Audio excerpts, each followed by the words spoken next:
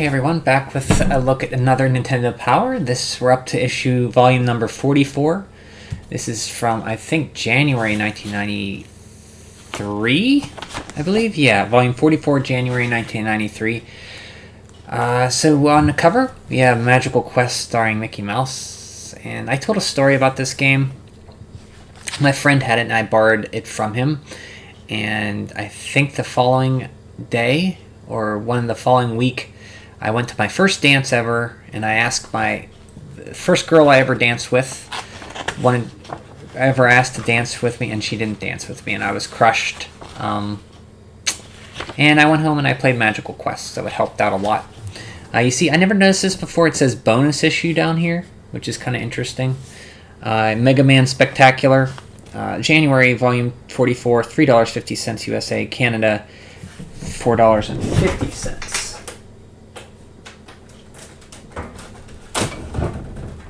Turn on a light here. Better lighting might help.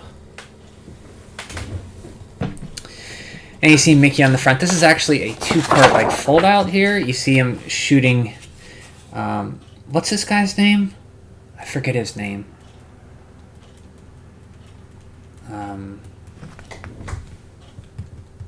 I forget his name. He's like the main villain of these games. But anyway, here it is, the pullout. And also here you have a nice, it looks like the Super Search is on, hidden in this typical room of a typical Nintendo Super Power Club member are clues to the games listed below. If you can find them all, you'll have 20/20 X-ray vision. Congrats, Answer C. So there's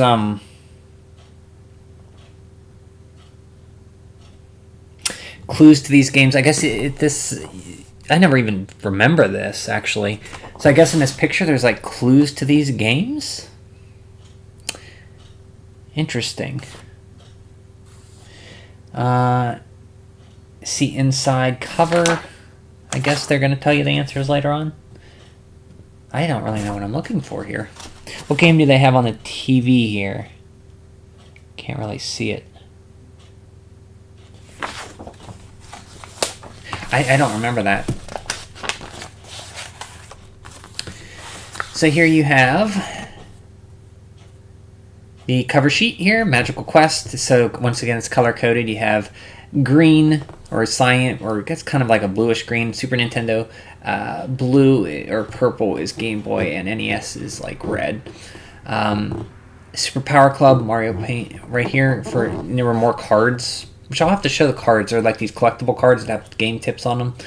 Mario Paint Special, Top 10 Games of 1992. That'll be interesting. Star Fox, A View of the Future. That'll be interesting. Behind the Scenes at Nintendo of America. These are all interesting. That'll be exciting to get through. Eyes on the Best Classified Information. Super Mario Secret Zone.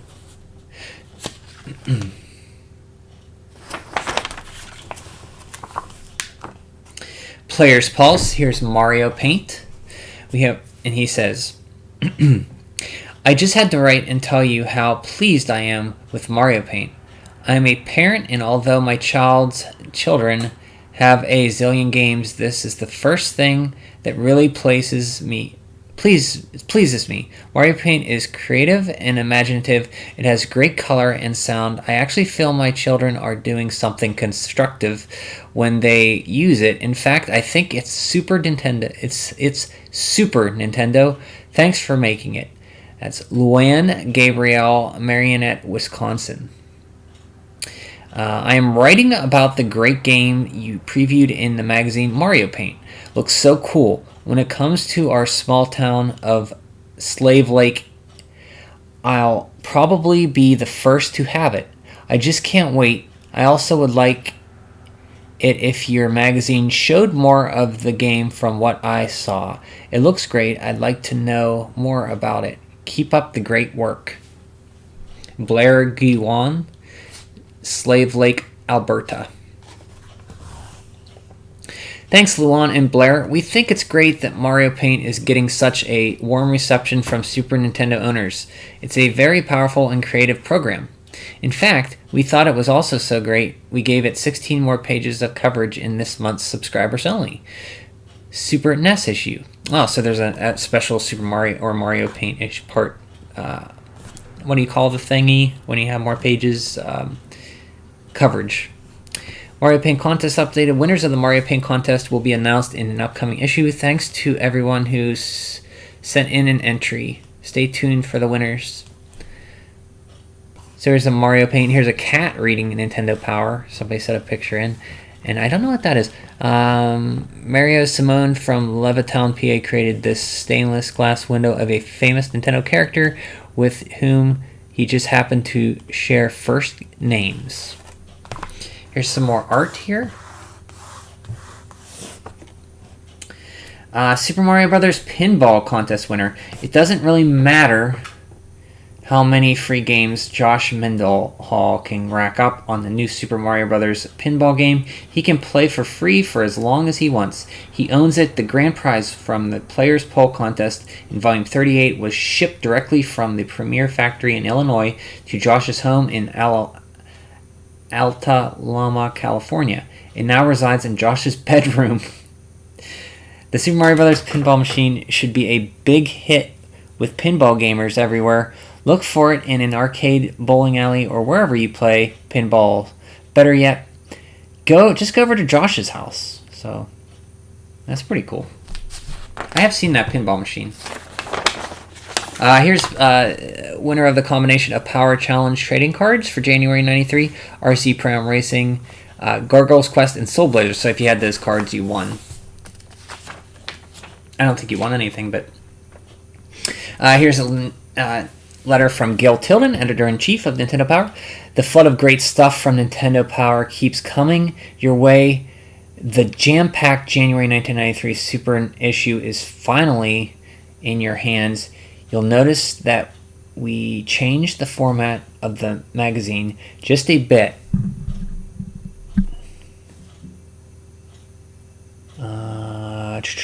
Just a bit. Several new design elements have been added to make finding vital information easier, also to support the immense popularity of the Super NES, the NES, and the Super NES games. Reviews have swapped locations. As always, please let us know how you like the changes with this issue. We'll bid farewell to George and Rob's opinions in Now Playing. George Sinfeld has joined Howard Phillips, Nintendo's former game master, at THQ. Good luck, George. So George and Rob is gone. So that won't be around. They actually moved in the front. It used to be NES, Super Nintendo, and Game Boy. Now it's Super Nintendo, NES, and Game Boy because the Super Nintendo is really catching on. And they redesigned the issue. The Magical Quest starring Mickey Mouse. Very, very good game. A very nostalgic game for me. Graphics very beautiful. Plays very well. Sounds great. It has like a good sound of a Super Nintendo game, good look of a Super Nintendo game. Fairly easy, still with enough challenge. When he changed his outfit, he pulled like a little curtain around him. That was cool. And it got me through that sad time when I explained in the beginning of this issue. You basically played as Mickey, and you got different costumes after each level, and you could change into them. They have different powers, like the fireman could use the hose, the lumberjack could like climb, and you picked up blocks and you shot them, and there was like hidden secrets. The levels seemed bigger than they were. Very beautiful game.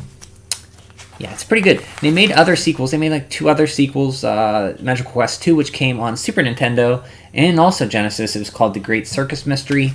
And they also did Magical Quest 3 starring Mickey and Donald. And that was released for the Super Famicom only, and also came over here in North America on the Game Boy Advance. And they're both pretty much the same with just different characters. In the second one, instead of you play as Mickey and Minnie, and the third one you play as Mickey or Donald. They each have their own like suits. And that first boss, like a snake boss. Hey Ninja! Super Mario Brothers Pinball, didn't even know they made... Yeah, they made... I never played it, but it's very... Like, the art on it was really cool. And how are you doing, Ninja? Hope everything's going good. Treetop Stage 1. I think when I went to Pinburg in Pittsburgh, they had it. And it looks really cool. Like, the key art on it is really good. Like, the art on the machine is very good. I only know about Mickey Mania. Oh yeah, Mickey Mania. I've never played that. It's the very beautiful one where it goes through all the history of Mickey like cartoons. The terrible NES game. Oh, are you talking about Mickey Mouse Cape? I never played that. I'd like to though. I almost actually played that one instead of Hudson's Adventure Island 3 or Adventure Island 3 because I kind of wanted to. I'd never tried Mickey Mouse Capade. Maybe just 5 minutes or so. But yeah, Mickey Mania is one I haven't played either. I have the Super Nintendo version. I think the Genesis version is considered better, but I'm not sure. Dark Force. This was my favorite suit, the wizard suit. I really like this level. You can like spring off these little like branches. Arachnophobia. There's like a boss here with like the spider. So it's just seeing these. I haven't played these in a while, but that guy, these platforms spin and you use your fire hose to cool him down. Pete's Peak. Oh, guy was Pete I was thinking of. In this one, you have like a mountain cloak, which is kind of cool, and you face like a bird. And in the poster I ripped out, I don't know where my poster is. It might be, I swear I have the posters stored in another folder somewhere, because I'm missing a lot of them. But they have to be around here somewhere. I think they're down. I'll have to find them. I'd like to go through all the posters and see. Dragon's Eye Shanghai, it's like, I guess it's a Mahjong game. We can skip through this. I don't really know much about Mahjong. Sonic Blastman, I have this. I went through it on like easy. It's very mediocre. It's like a 6 or a 5. It's a beat 'em up, and it's okay. It's just nothing. Did I go? No, I didn't go through this one. I went through Captain Commando. So I did not go through this one yet. That's something we could play. So I actually never went through this one. It was an arcade game too, and it had Sonic Blastman 2 as well on Super Nintendo. It's a later SNES release. I don't know why I got that mixed up with Captain Commando. Hey Richard, if it isn't the greatest YouTuber of all time, hi Oathbreaker. Thank you, Richard. I'm not a YouTuber, but thank you. And I'm not an Oathbreaker, but thank you. Mahjong is dope, really? You like Mahjong? I never play. I don't know how to play it. I think it's beyond my skill. It's like dominoes, right? Isn't it? How are you doing, Richard? I think the guy who made this Mickey Mania also made Sonic 3D Blast on Genesis and Saturn. Oh, interesting. For some reason, I'm thinking about, did David Perry make that? No, I'm thinking of Earthworm Jim and Shiny. You love Sudoku? Well, I don't think that's Sudoku, that's Mahjong, right? Or are they the same thing? I don't know. Equinox, this is like the sequel to Solstice on NES, which is a game I need to go through as well. It's like an isometric kind of adventure game. I didn't know there was even a world in this one. You kind of have to go around finding keys and items, I think, and jump on isometric platforming. Bigger dungeons, bigger challenge. Here's the different dungeons they map out.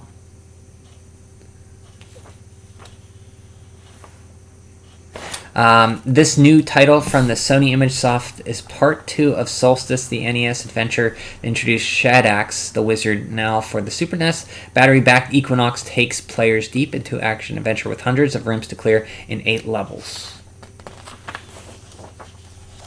You love both. And you love dominoes, too. Yeah, I don't know how to play dominoes. Never did play it. I had Domino Rally, where you make a track and you push the dominoes and they all fall. Board gaming. Yeah. I'd like to play more board games, but you need actually friends to do that. And you have to have actual people, you know. You can't play them by yourself. I did play board games with my mom when I was a kid.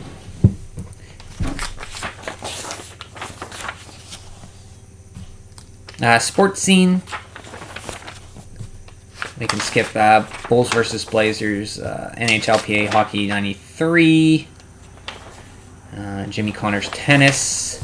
Best of the Best Fighting. Cal Ripken's Big D. That doesn't sound good. Firepower 2000. If you like shooters, I heard this is a pretty decent one. Sunsoft shooter. You can play as a tank or in a helicopter, I think. I have this one, but it's surprising. It was hard for me, so I didn't really put much other time into it. I think I beat the first stage or something like that. But it might be something, since I beat Axeplay, I might want to take on another shooter. This might be something I'd want to play. Because I haven't played a lot of shooters, really, or invested a lot of time in shooters. Maybe a handful.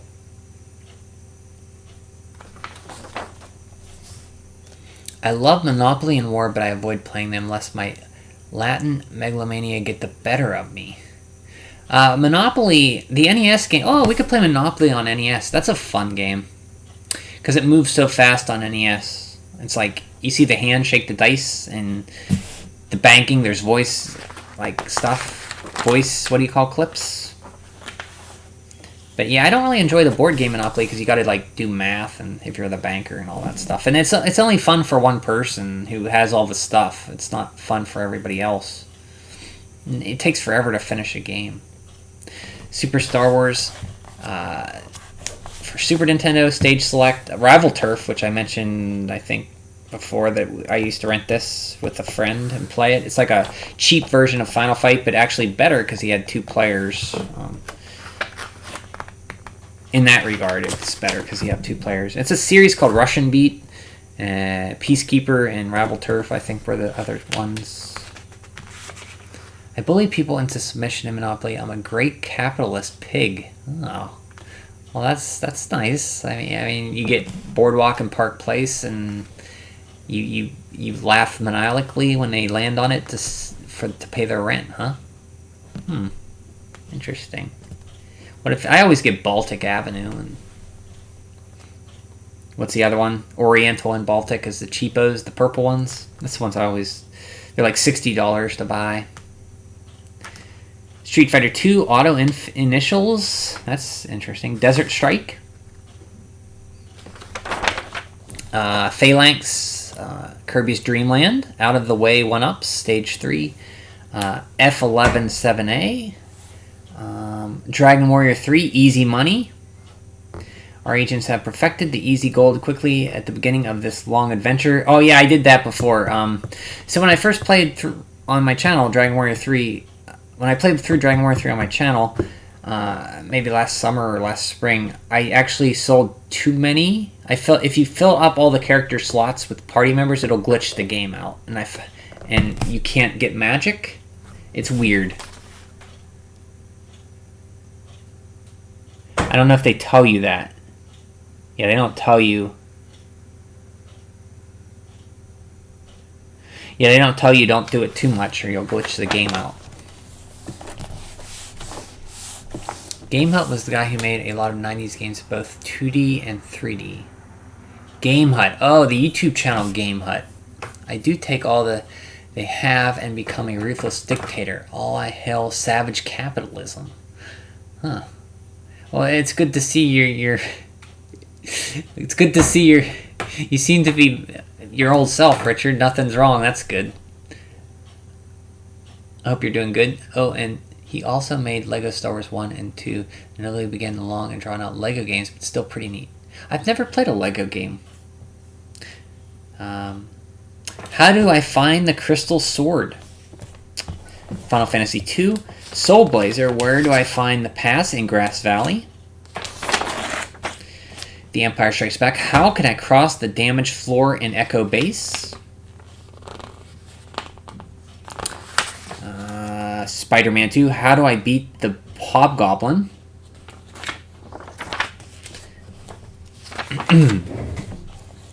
Mario versus Wario. Here we go. This will be interesting. New comic this month. A letter. Dear Mario, it's been too long since we've gotten together. Please come to a party at my house today. It's going to be lots of fun. I can't wait to catch up on this thing's Wario. It's from Mario. I haven't heard from him in ages. Wario! So he's thinking back. This is a flashback. Playing in the garden they are. Wario's picking up a turnip. what trouble we used to get into during our school days. Oh, and the experiments with the coins. Playing cowboys. It's been almost 20 years. It's high time for a reunion. I'm on my way. Oh! Finally, I'll get my revenge for all of Mario's tricks. It's been 20 years and he still makes me furious.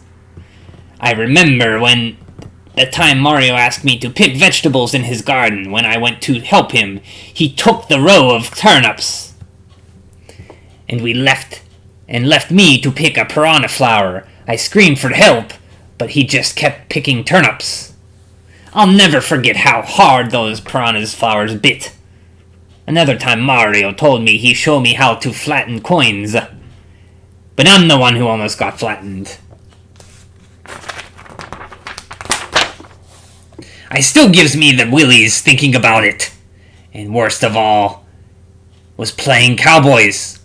We must have played sheriff and rustler 1,256 times. Mario got to be the sheriff 1,255 times. I was sheriff once. The best of all time.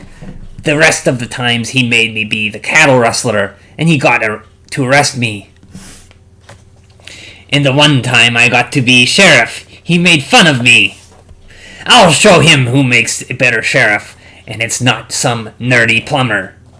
Now I'm mad. I'm over again. I'm really mad. It's his turn to be the punishment. To take the punishment.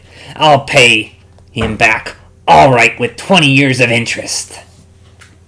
Shriek, shriek, shriek. According to the map, I must be getting close to Wario's. Mario? Are you Mario? Plumber extraordinaire at your service. Well, I'm in the mood to clean your pipes. Sorry, gotta run. Maybe next time. Wait a sec. I'll teach you to come poking around here where you don't belong. Pata pata pata pata. Honk honk. Ow. Huh? Plop. Puts it back on. Pop pop toot. What a party animal wish. I couldn't stay. Ooh, that was close. Ooh, that was close. Mario, we are the three little pigheads. You won't have such an easy time with us. Let's get rolling. Hey, bowling, good idea. Ow, he puts his fingers in his snout. He bowls them into the other two. Right for the kingpin, strike. Drat, nothing works. Hey, you're no match for my magic. Fry, little guy. Ack, he ducks it. Sweet, curses, I missed. I need to work on my aim. But look what else I've cooked up. Foom. Leaping lids, yikes. Wah! Clank.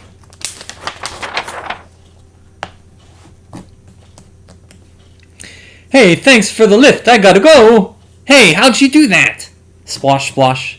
Halt, I'll not let you pass. Whoa, a monster octopus. I don't get it. What's an octopus doing in this freshwater marsh? Everybody knows that an octopus can't live in fresh water. That would explain why I've been feeling sick. I knew it. Let's see here. This will do the trick. I'll add a little salt. That's very kind of you. Sprinkle, sprinkle. Oops. This is sugar. Blob. Well, it's time to hit the road.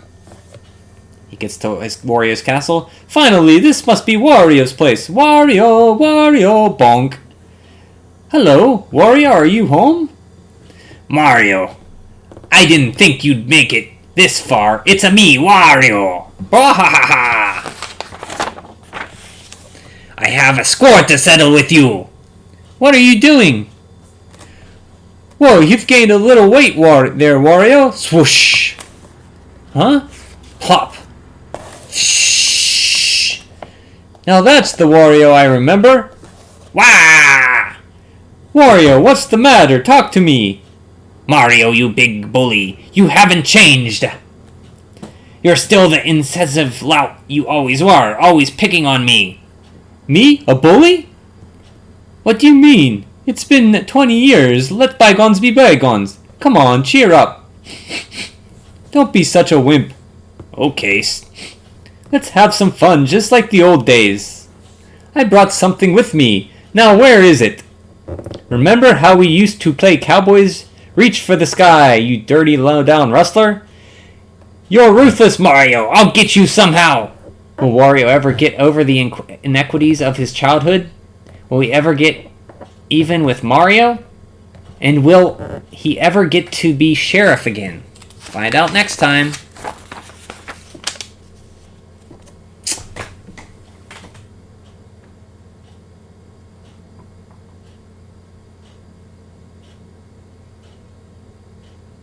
Just had a meeting with your advisors about my PC. It went better than expected. Oh, nice. Congratulations, Richard. It's great to hear. Great to hear. I'm happy for you.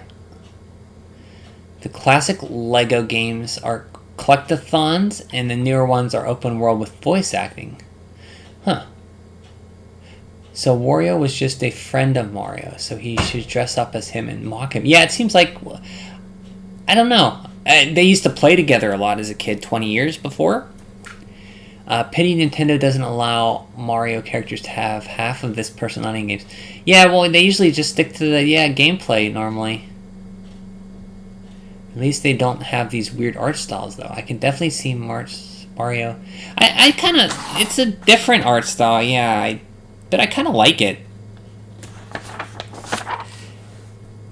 I can definitely see Mario as a power-hungry bully. Top-notch voice casting. Oh, thank you, Richard. Yeah, he is kind of a bully. Don't be such a wimp. Yeah, sounds like Mario. Yeah.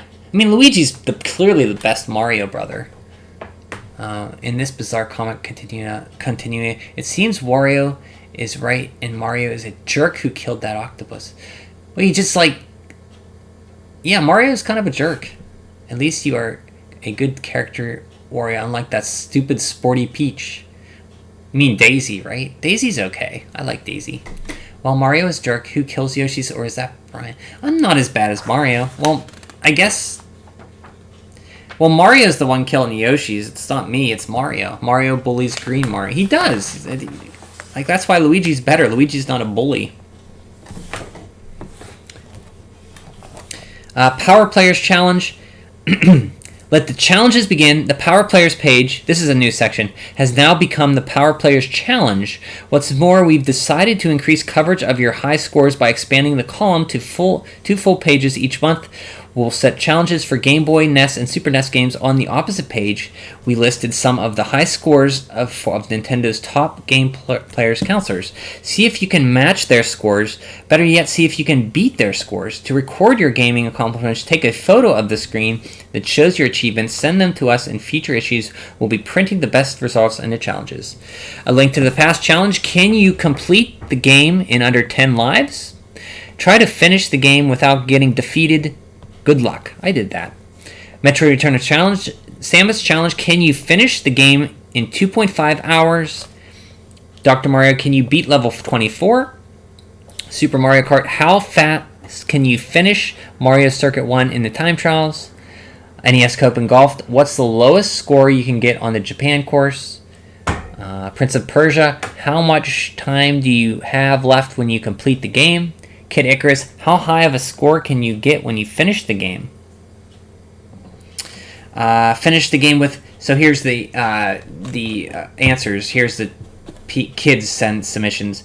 The Legend of Zelda: Link to the Past. Finish the game with less number of lives. Derek McClintock with 4 lives. And then 2 people with 5 lives. Bill Clark, Patty Campbell, and 1 person with 8 lives, Luther Smith. Metroid 2 Return of Samus finished the game in the shortest time. The winner is Jim Worrell, with 2 hours and 15 minutes. Interesting concept. So yeah, this design, they redesigned it a little bit, as Gil Taylor explained in the editor's section. Crash Dummies for Game Boy. I do have this for Super Nintendo. Daisy is Donald. Yeah, Daisy Duck is Donald's girlfriend, but Daisy is also the princess of Sarasaland in Super Mario Brothers. I like that callback to our last time we were streaming. You remembered we were talking about Daisy Duck. What are the origins of the wacky duo anyway, and why do they look like Mario Brothers? Well, are you talking about Wario and Mario, the origins? I thought they were... I think it explains in the Super Mario Land 2 instruction manual but I forget. Prince of Persia was right. I know that's one of the first games you remember playing that with your dad. With not your dad, but somebody in your family played it with you. What are the challenges for Zelda 2? I think that's just Super Nintendo challenges and Game Boy stuff. I don't see NES. Oh, no, there are NES stuff on here. They don't have a Zelda 2 challenge in here this month. So this is for Game Boy, Super Nintendo, or NES challenges. So there's no Zelda 2 challenge here quite yet, Richard. Sorry. Battleship. You ever play Battleship, guys? Here's the Game Boy version of it. I guess it's link cable compatible. Introducing the humans. I've never heard of this game. Kind of cool. Oh, there isn't one. I thought you might have been kidding around. Yeah. Yeah, I thought so. I mean, I know how much you like to twist the knife on Zelda 2. But I really like Zelda 2. I've never heard of this game. Have you guys heard of Humans for Game Boy? At the beginning of each level, you can press select and then press the direction key to scroll around the screen and view the terrain.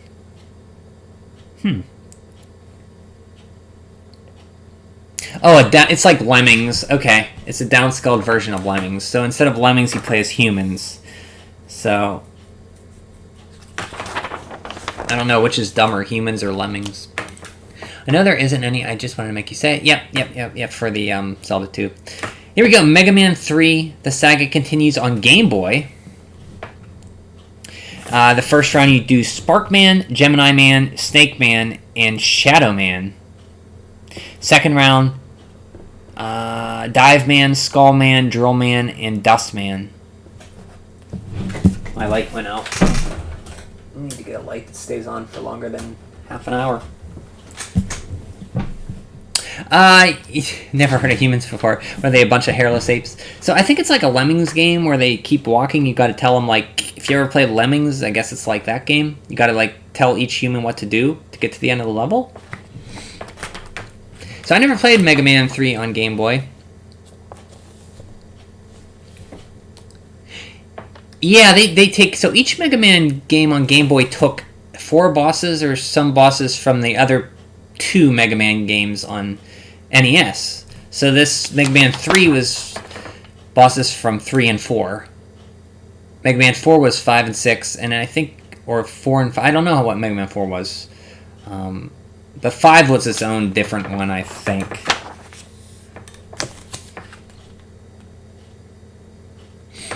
And some really good graphics for Game Boy. Here we go. This is interesting. Mega Man Enemy Robot Master Design Contest. You'd be wise to surrender our many powers Mega Man before it's too late. Robots of the future.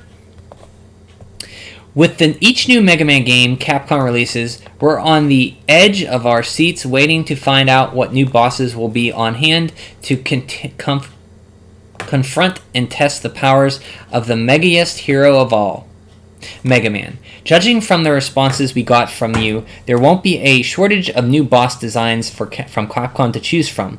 The people at Nintendo Power and Capcom would like to thank every person who took the time to design, draw, and send in their ideas. There aren't any guarantees that the robot designs featured on these pages will actually appear in a future Mega Man game, but certainly wouldn't be surprised if they did. So these are some of the contest submitters.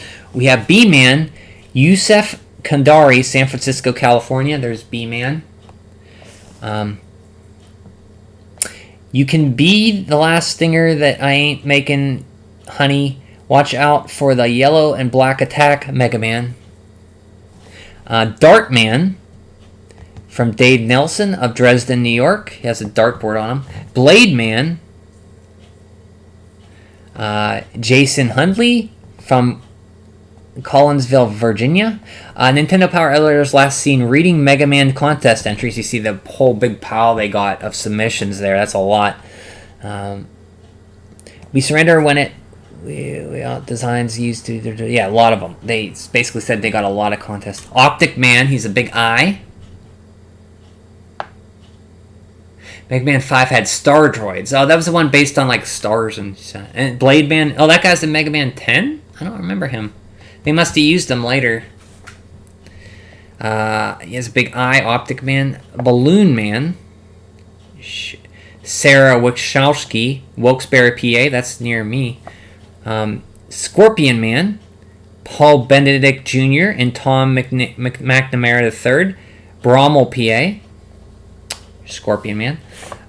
Freeze Man, Greg Hill, Cherry Hill, New Jersey.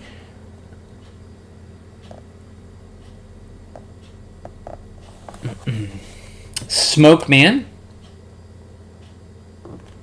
I have a new quick way of extinguishing my opponent's Mega Man. With no doubt, succumb to my smoke bomb attack. Ulysses Johnson II of Pensacola, Florida did Smoke Man. Sunman, Mark Lopez, Pinedale, California. Voltman, Marcel Lamontage, St. Helen, Quebec. Yo-Yo Man, Audrey Adams, Sandusky, Ohio. Copter Man, Phil Rivera, Haladon, New Jersey. Plasma Man, Gerson Sanchez of Brooklyn, New York. Spring Man, Michael Rocco, Kimono, New York. Clone Man, Ty Stalkander, Longwood, Florida. Diamond Man, Jose Daniel D. Hoyas, Deltonia, Florida. Yo-Yo Man, Andy Adams, Sandusky, Ohio. A different breed of dogs. Mega Man K9's Power Rush has apparently learned some new tricks. Mega Man can certainly use Rush's improved mobility and firepower to boost. Rush Cannon, Greg Wilson from Corpus Christi, Texas. He shoots out like a fireball cannon, like a cannon. Rush Cycle, Nick Fontore. I can't read that upside down. Manchester, New Hampshire. Rush Pellet Gun, Scott Collier from Oceanside, New York. Ha ha ha, with these new bosses, I'll surely be able to finish off Mega Man. Thanks a lot. Ha ha ha.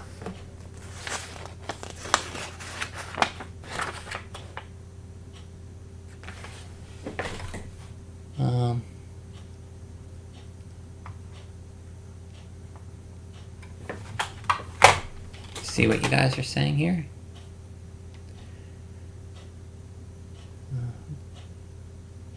Mahjong's emo. Oh, they have a Mahjong's emo. Interesting. Darkman was the robot used at the time of the new Mega Man 5. Blade Man was a purple blade. Oh, they did use a Blade Man though? I think Voltman might have been the Battle Network series. Springman shows up in Mega Man 7.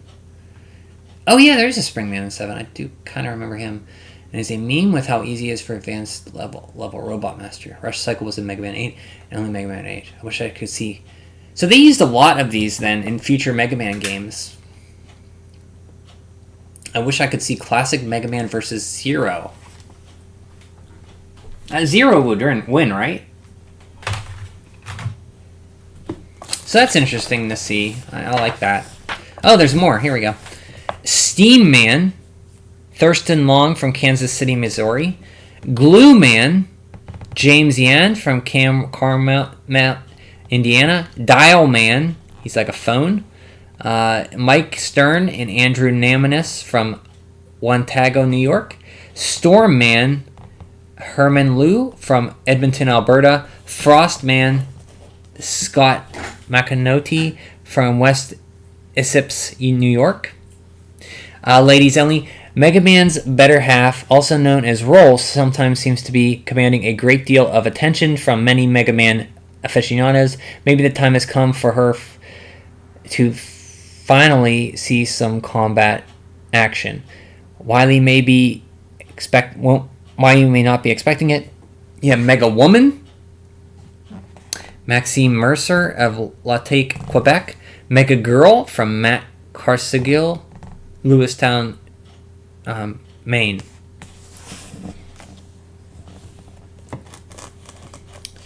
Atom Man, Logan Addington from Burton, Missouri, Michigan. Magic Man, he's like a magician. Jason Clayton from St. Mary's, Ohio. Clockman, Evan Cosman from Melbourne, Florida.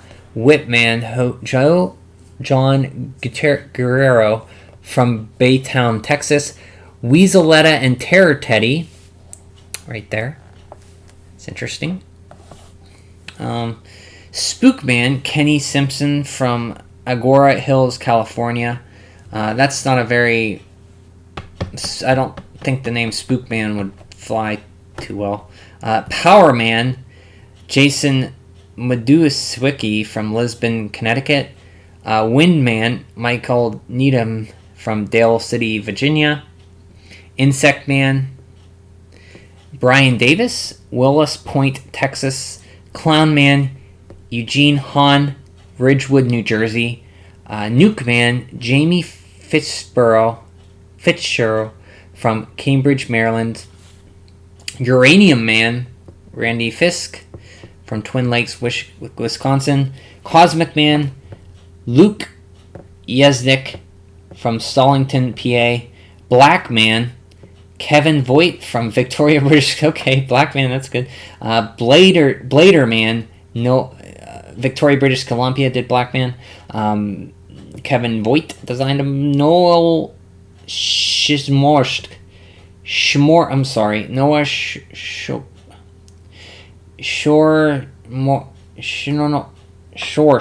Fort Smith, Arkansas. Blade Man, Laura Tongs, Chicago, Illinois. Slice Man, Ryan Magar from West Mifflin, PA. That's near me in Pittsburgh. From here, it's up to Capcom.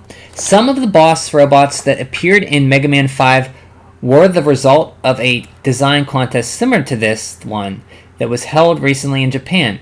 Check out the Mega Man 5 review in this issue to see how those robots measured up. If we're lucky enough to see Mega Man 6 from Capcom, we just might see some of these designs, including, needless to say, we can't wait. Can't you? We didn't think so.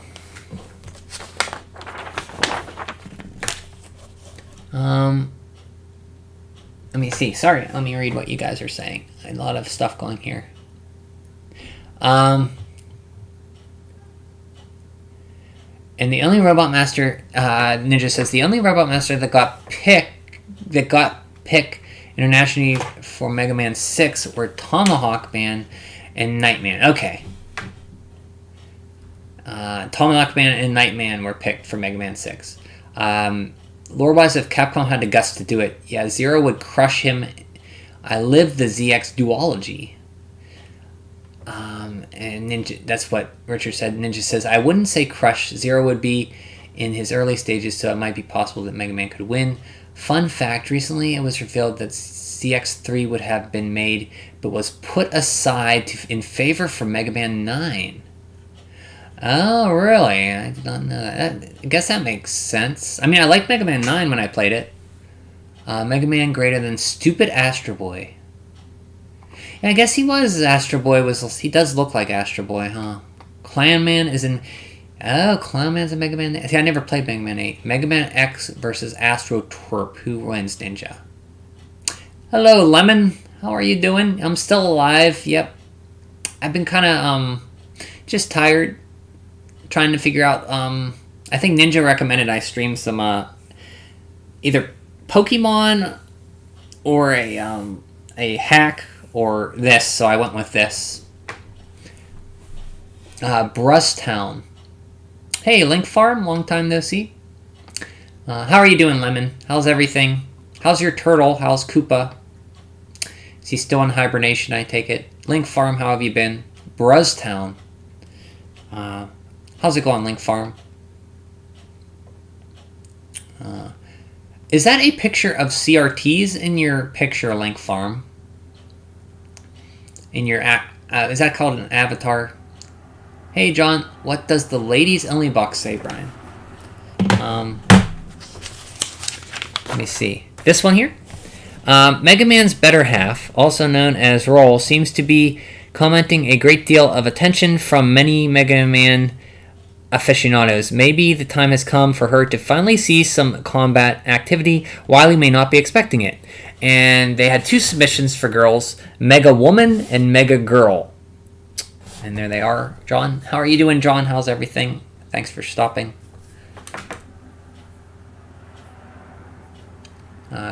A few of them were considered for Classic and even Battle Network, but were scrapped in favor of other robots. Hello, Lemon. If I could use this unlimited power, I almost said lemon power. If I could use his unlimited power potential, then he would win. If X could use his okay. You can still stream FFA or Trials. Yeah, definitely it would be probably FF Final Fantasy Adventure. I have it hooked up. I actually have my little ready to stream HD the Switch here. I just decided to do this. And Koopa is sleeping. He probably has a few months to go, right? Can he accidentally wake up and then how do you... He has a hard time going to sleep again, I take it? Astro can use cosmic powers too, so if he were to, say, fight OG Mega Man, he could use that to win too. Astro Boy. The Astro Boy Game Boy Advance game is really fun. No Splash... Yeah, No Splash Woman. That's for Mega Man 9, was it? Or 10? Which one had Splash Woman, Ninja, or John? Which one was it? You're still sick with a cold. Sucks. Sorry. That sucks. February or March he'll wake up. Does he just wake up like... And then he's just... Like a surprise? Like he's just moving all of a sudden? Roll couldn't use the super fighting robot powers because her whole body could have been reborn in order to go through the process.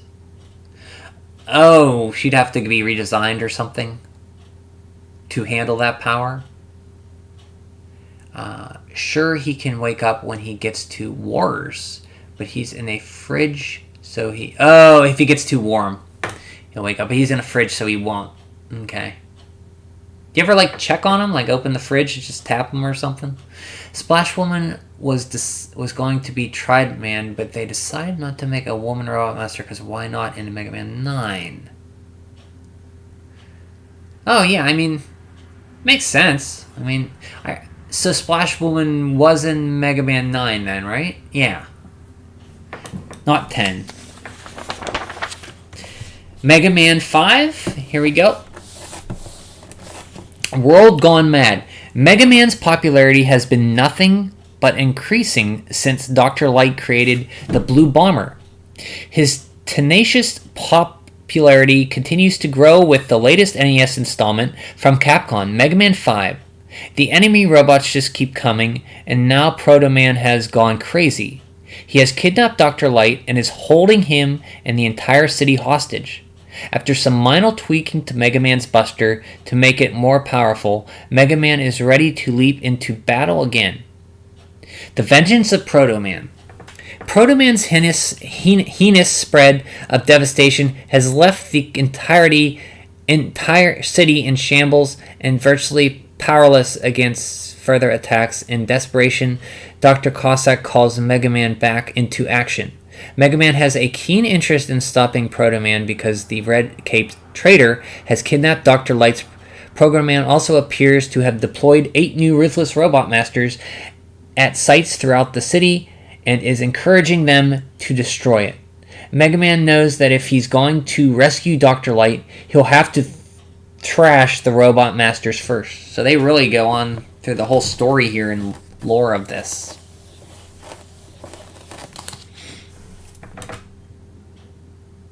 I open the fridge every day so he gets fresh air. Oh, yeah. I guess the air would get stagnant and check if he's fine. Okay.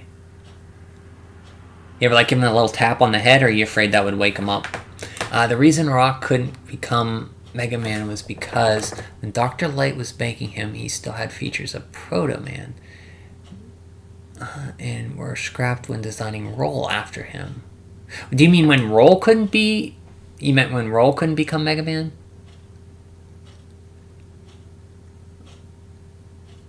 I'm playing Secret of the Grind... Secret of Mana. Even after watching me play it, you're going to play it?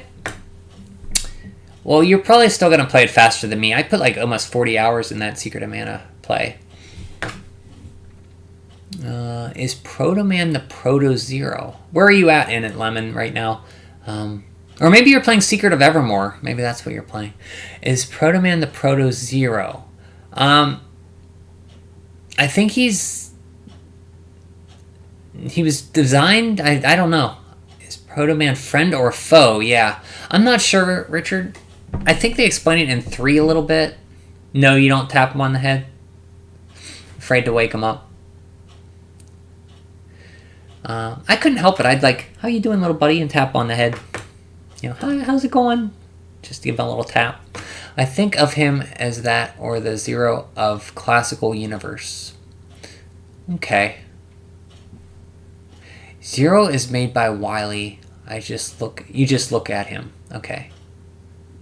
Probably, yeah, better for the best. If you tap him, he might wake up, and then... That's not good. Proto Man is the prototype of all humanoid robots of the whole... Oh, okay, okay. The remake. Oh, you're playing the PS4 remake. Is that the first time you played it, Lemon? For PS4, right? Let's see how lucky I am at the Mana Fortress to get to... Are you at the Mana Fortress already? Jesus. Or you just started. Zero design was based off Proto Man, like the color scheme, but he is actually a younger brother. Okay, brother and successor to Base. Interesting. Mega Buster's power. Rush, Flip Flop, and Beat. Gravity Man stage. Gravity Man. Now, you played it a few times. Do you like the remake of it? Which do you like better, the original or the remake? I'm at the Sunken Continent. Oh, wow. Okay. You're really flying. Maybe the remake goes faster. I don't know. I never played it. Wave Man stage. Stone Man. Charge Man. He's like a choo-choo. Stone Man. Here's their stages. Star Man. Napalm Man. Gyro Man. Makes me hungry. Every time I see Gyro Man, I want to eat a gyro again. Crystal Man and Proto Man stages, and then, surprise, there are Dr. Wily stages in this game. Make us the same one-to-one, just with HD graphics and voiceovers. Okay. Like PS2 level graphics. RC Pro M2 for the NES. Oh, and I forgot to play one game of my... When the last saw you guys on stream, when I last streamed, I should say, I forgot to play one game I had as a kid, and that's Snake Rattle and Roll. I can't believe I forget that, because I like that game. So I just added it in the notes of the video that I didn't play it. But someday I'll play Snake Rattle and Roll again. So sorry about that. You missed one. You got chipped out of one game I did not play. The only thing they added are talks in the end, so characters have more... Talkies at the end are... Characters at the end, so characters have more... So they have more character. What, the innkeepers? Or the... Oh, they have parts where they speak at an inn. Okay, I gotcha. I wasn't even aware of RC Pro M2 and I saw it. Oh, it is in Rare Replay. Yeah, I have the NES one. A cartridge. I don't know if RC Prom really needed a sequel. I mean, how much can you improve on... I guess they added, like, rivers and stuff. Yeah, Rare Replay I got from my my nephew, and I don't know if he ever played it. I played it a little bit when I was there. I played some Banjo-Kazooie. Rare Replay is pretty good. Maybe it'll come to Switch sometime. I didn't realize they had RC Pro M2 on it, though. You missed an orb. Well, can't you go back and get it? You have no idea how all of us hate the fact that you purposely skip snake rattle and roll. Are you being sarcastic, Richard, or maybe somebody here likes snake rattle and roll? I don't know. Maybe. Oh, they give you a track preview. That's nice.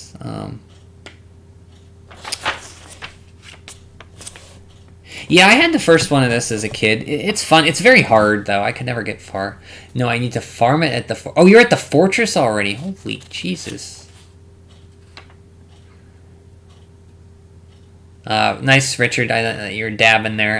Yeah, that deserves a dab.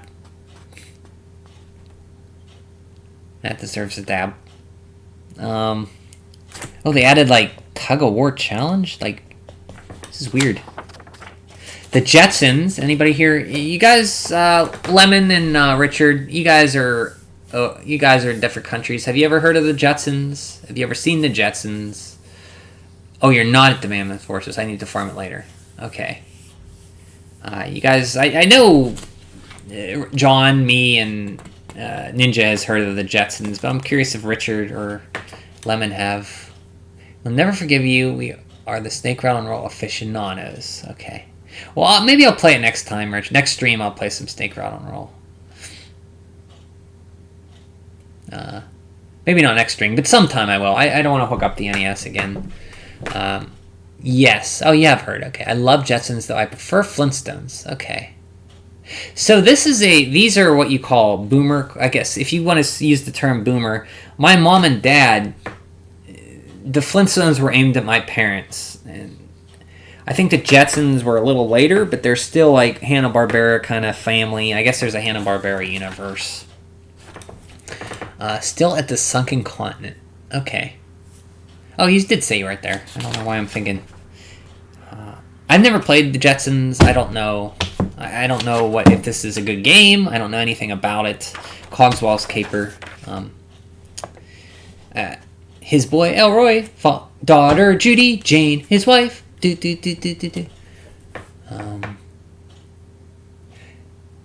can stream FFA for Final Fantasy Adventure first. Yeah, I almost jumped on to play that. I do want to play through that because that's the only Switch game I haven't beaten yet is Final Fantasy Adventure of my collection. I want to finish that. I also want to play it again. 60s era, yeah. The Flintstones were really old, yeah. They were at my parents, like they were in black and white at one point.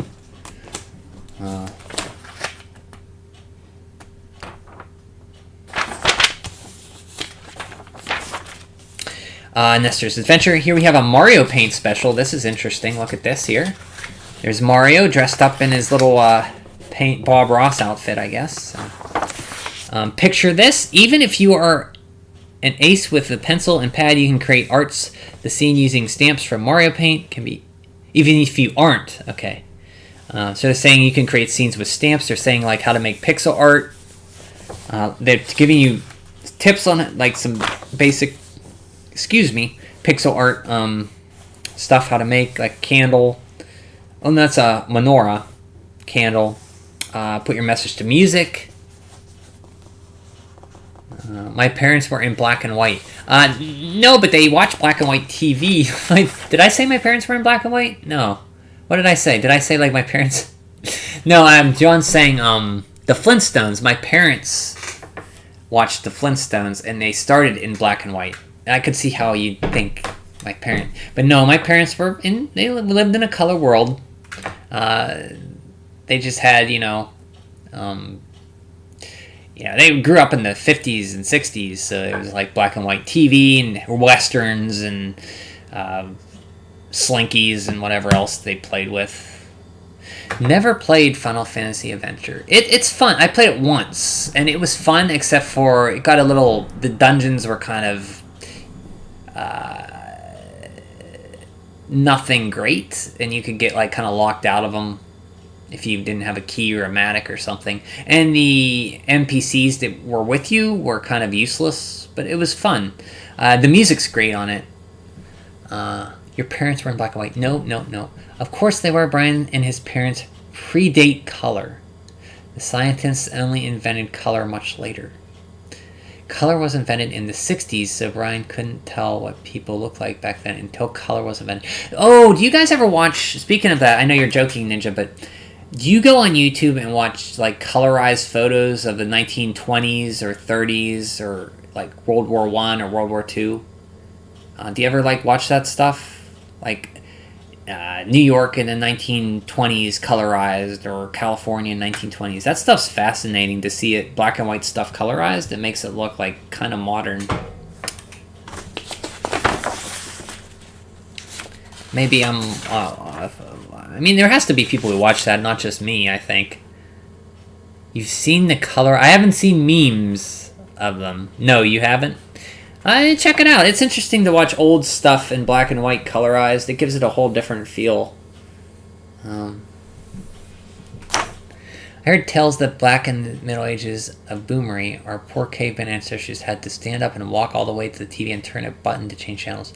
I had to do that.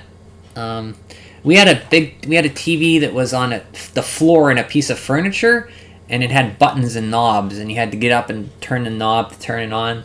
It had no AV connections, just these screw-on connections where you had to use a screwdriver to connect the antenna to it. Yeah. Yeah, that wasn't too long ago. The TV's come a long way. And my uncle had his TV like that, and it broke, so he put another TV on top of the TV so he could watch it. Yeah, but those new AI-enhanced videos are crazy. Yeah, oh, they're AI-enhanced, okay. Yeah, you've seen those too, John? They're really... You can get on a rabbit hole of watching those. They're very neat to watch. It just gives a whole new perspective on, like, old pictures. Sounds horrible? Want my TV? It was a Zenith. We had 2 floor models. The old one was really old. This one, next one we got maybe in the 80s. It was another floor model. And I got my own TV... I had a black and white TV, I think, at one point, and that didn't last too long. It died, and then my mom got me my Sharp TV, which I still have that little 13-inch Sharp to this day. Those Mario sprites look terrible? These ones? I mean, they're kind of recreations in Mario Paint. They're not too bad. Isn't a TV a little too flat to staple them? Staple them? Staple them? What do you mean, Lemon? Like on top? When I put in... Well, I took a TV...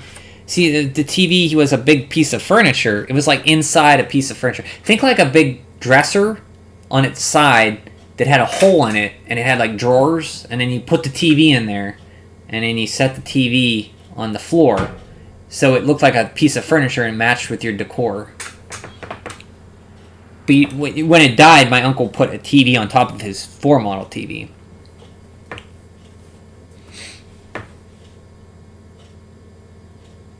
I'll post my favorite one in Discord. Oh, video of... I'd like to see that, yeah. If you have one, I'd like... I just watched... There's one I want to... I watched a New York in color in the 1920s. That'd be... Yeah, do that, so other people can watch it. It's very interesting to watch those old videos colorized. It's based off of Mario 1. Yeah. Well, it's, Whoops. Power went off again. Not power, but light went off. My uncle, yeah, he had a little piece of furniture and he put a TV. He didn't staple it, Lemon, but he put a little TV on top of it. So, before he could get the other TV out, you know. You had 2 uncles with the same name. That must have been confusing. Uncle Bill, yeah.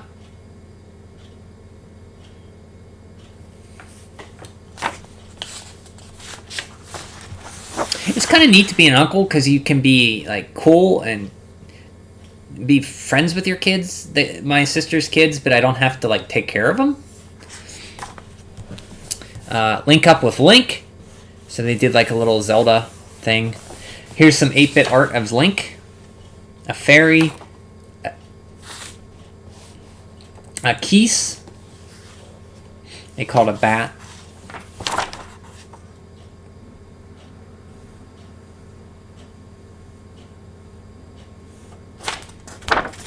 Samus on the run. how to make some Metroid stuff, Metroid sprites.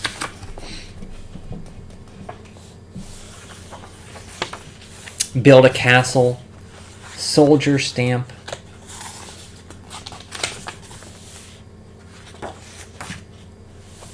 Old MacDonald. A bevy of bovines. Parasol pilot. Charlie Chaplin, Abe Lincoln, George Washington, John Lennon, Mega Man. One of these things does not belong here. Got all these characters, and then Mega Man, Wario, Statue of Liberty, Clown, Girl, Boy, Controller, VW Bug, Hat, Horse, Chicken, Fish, Rainbow, Yoshi Egg, and Guitar. They were my grandpa's bastard children. He gave them the same name so he didn't need to remember more than one. My grandpa excelled at being a terrible person. Wow. Sorry, Richard. Did you? I guess you didn't really know them too well then? Or they were probably dead before you were really old enough to remember. Do you get a hamburger when you play that song? Oh, Old MacDonald? Which song? A moo-moo here? Old MacDonald? New MacDonald? Do I get a hamburger? Because it's an American song? Is that what you're getting at, Lemon? Yeah, I think I have Mario Paint on my old Microsoft computer. You have Paint, but this is Mario Paint. I mean, I could play Mario Paint next time we play SNES. It's nothing great, especially now since computers do it so much better, but it's kind of neat for a quick novelty. The Old MacDonald song, yeah. Have you ever heard Old MacDonald, Lemon?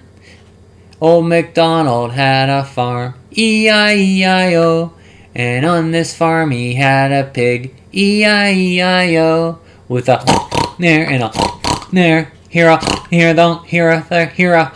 there, everywhere. Old MacDonald had a farm, E-I-E-I-O, and on this farm he had a cow, E-I-E-I-O, with a murmur there and a murmur there. Here a murr, here the murr, everywhere a murmur. Old MacDonald had a farm, E-I-E-I-O. And he just keeps submitting another animal in, and this lyrics keep going.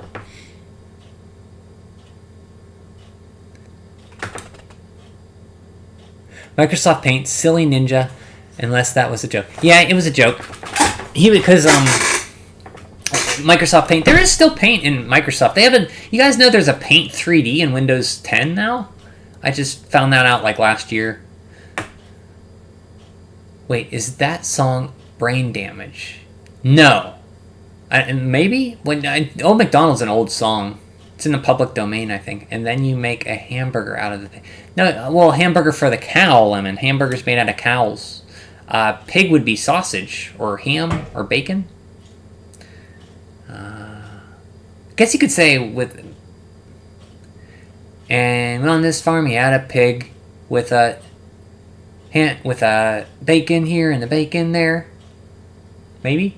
Mario Paint, more like Mario Sound Font Simulator. No, really, people make... Yes, yeah, they do make amazing things with Mario Paint now. Brian, things were preschoolers. No, well, sorry. Well, I was just saying Lemon said she never heard the song. So I wanted to sing it for her. Sorry.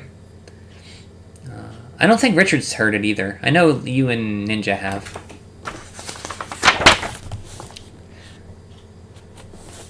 Tom Bob Blender. That's the guy. Okay. Here's Superpower. I think I've heard of him before. He did Mario Paint stuff. The Star Fox model. I remember putting this together. It was in here. You could tear it out and you made like a papercraft Star Fox model. It was kind of cool. Super Mario Land Secret Zones, behind the scenes at NOA. So this is a super special club edition. Hence at the beginning it says bonus issue here. So this is the suit for subscribers, I think. This is what you got. The Year in Review, Top 10 Games of 1992. Here we go. Last year was quite the year of video games. The Super NES surpassed the competition as its library ballooned with such technologically superior games as Street Fighter II and The Legend of Zelda: A Link to the Past. While the Super NES grabbed the most attention, many new releases for the NES were added to the 8-bit library, continuing to make it the largest collection of titles for any single video game system. The success story was similar to Game Boy, which crossed over to appeal to players of all ages and genders, better than any other Nintendo system. Because there was so much great software released in 1992, it was difficult to narrow our list to only 10 titles per system. Deciding which games were eligible for the list compounded the challenge, as many of the games that became big hits in 1992 were actually released in 1991. There's an edit. It says 991. Our picks for the best games of 1992 were determined by game ratings of the pros at Nintendo, votes sent by our readers, and our monthly top 20, and input from editors at Nintendo Power. We tried to choose games that were well designed and that added diversity to the Nintendo game library. Technological advancements and gaming innovations were weighed more heavily than sales figures. So here is the definitive list for 1992. All the titles that made our top 10 are highly recommended. Here we go with number 1. This is going to be fun.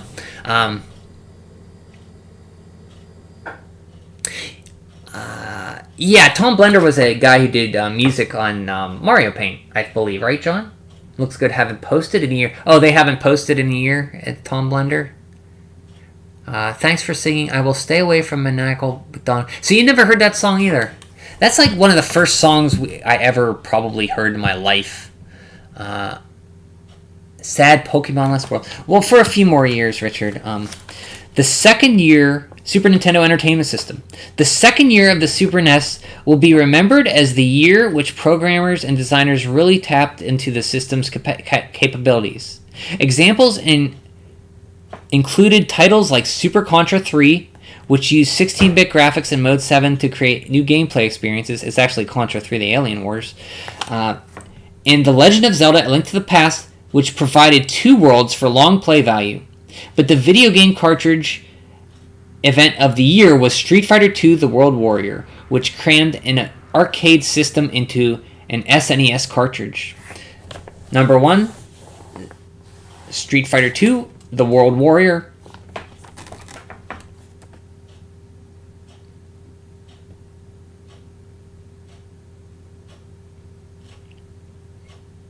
That's number 1. I think the best release of 1992 was Street Fighter II. I don't really agree with that, but at the time it was huge. Number 2, wow, Street Fighter II built out more. That's how big fighting games were then, man. Number 2, Legend of Zelda: A Link to the Past. The return of Link and the other characters from The Legend of Zelda: A Link to the Past was another banner video game event of 1992. Link's new quest takes him through 2 huge fantasy worlds, which are woven together like a giant puzzle. The underworld labyrinths are filled with more monsters and traps than ever before, and are portrayed in lifelike detail courtesy of the Super NES's 16-bit graphics. The game continues to light up Nintendo's Game Players Counselors line with calls looking for clues. Another Super NES exclusive, Super Nintendo Power Coverage Volume 34, and Legend of Zelda: A Link to the Past Player's Guide. Number 3, Super Contra 3, The Alien Wars. It's Contra. I don't know why they're getting Super Contra 3. Contra 3 made such excellent use of the Super NES 16-bit graphical capabilities that it was indeed a groundbreaking game. Each stage of this awesome shoot-'em-up completely different from the one before. The action's intense, challenging, and the graphics explode off the screen. Even members of our staff who are not big Dodge and Destroy fans love the game. I like that, Dodge and Destroy. Contra 3 set new standards for action games with its clever uses of Mode 7 scaling for zooming in on enemy characters and for creating new play experiences. Nintendo Power Coverage, Volume 36. Number 4, Super Star Wars. Number 5, Mario Paint. Let's see what they say about Star Wars here. Respect for the Star Wars license is evident in the case taken by LucasArts and Sculptured Software in signing Super Star Wars. True to the movie, the game includes digitized images from the Lucas archives, as well as sampled sound voices and music that really makes games feel like they are playing the movie. Makes gamers feel like they're playing the movie. Combine the familiarness of the film with the gameplay, and you have another of 1992's top Super Nintendo games. Number 6, Mario Kart. Since we first played Final F-Zero, we wondered how much fun a 2-player simultaneous version of the game would be. We got our answer. Super Mario Kart not only does the game feature split-screen Mode 7 that gives both players and their view of the action, it also has a wide variety of wacky weapons to trash your opponents with. There's nothing we like better than leaving a banana peel for tailgaters. Nintendo Power Colors Volume 41. I do have Super Star Wars Lemon. I do. I have that one, and I have Return of the Jedi, but I do not have Empire Strikes Back. Teenage Mutant Ninja Turtles 4, Turtles in Time. Dawn, Mike, Trash AL, and Leo are back in this another time-spanning adventure that continues the tradition of TMNT video games. The turtle characters are well animated and large throughout the use of Super NES 16-bit processors. Despite the gameplay similar to the previous TMNT games, the popularity of Konami's TMNT series with players and the new theme of time travel put this one into our year's end top 10. Nintendo Power Coverage Volume 39. Yes, before the blue felt, you had the feather in this one, Lemon, and you had coins that made you go fast. It's a pretty decent game. I played most of it battle mode, though, with friends. Out of This World. I'll eventually watch it, Richard. I'll eventually watch it. It's going to be there for me. Don't worry. Out of This World. Though the game may not be for everyone, it ranks in our top 10 due to its uniqueness. Until now, games with this kind of cinematic flow and bit-style graphics have been released for personal computers. The play control was challenging, as the score and play controller indicates, but the look and feel, theme, and fun overall concept of this title were all top-notch recommends for the expert players. Nintendo Power Coverage Volume 41. NCAA Basketball. We don't have to read about that. Number 10, Roadrunners Death Valley Rally. Ooh, that's a game I had. Man, that game. I should play through that again and beat it. I haven't beat that since I was a kid. I'd like to try. I played it again last spring before I started streaming, and I got pretty far. Oh no, maybe I did stream it a little bit. I might have streamed it on Twitch. I don't know. Sonic put the heat on Super NES games designers to increase the speed of their games, and Sunsoft met the challenge with Roadrunners Death Valley Rally.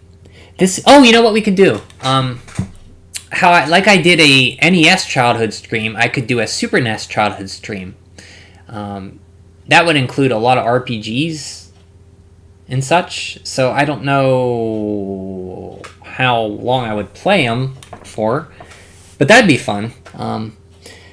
Maybe I'll do that sometime. With Runners Death Valley Rally, the game definitely shows that programmers are learning how to get the most out of the Super NES's speed potential. The feeling of the classic cartoon is captured through great character animations, samples, sounds, and hilarious defeat scenes for Wile E. Coyote. Nintendo Power Colors Volume 43. So that's, we looked at that one. Last issue, I think we did that one. I mentioned how that was another disappointing game, because I used to watch Roadrunner cartoons with my dad, and I wanted this game so bad, and it was just such a disappointment. But I kind of like it because I grew up with it, but it's not a good game. What's my Twitch name? It is I Got Kings, Lemon. Same as my YouTube.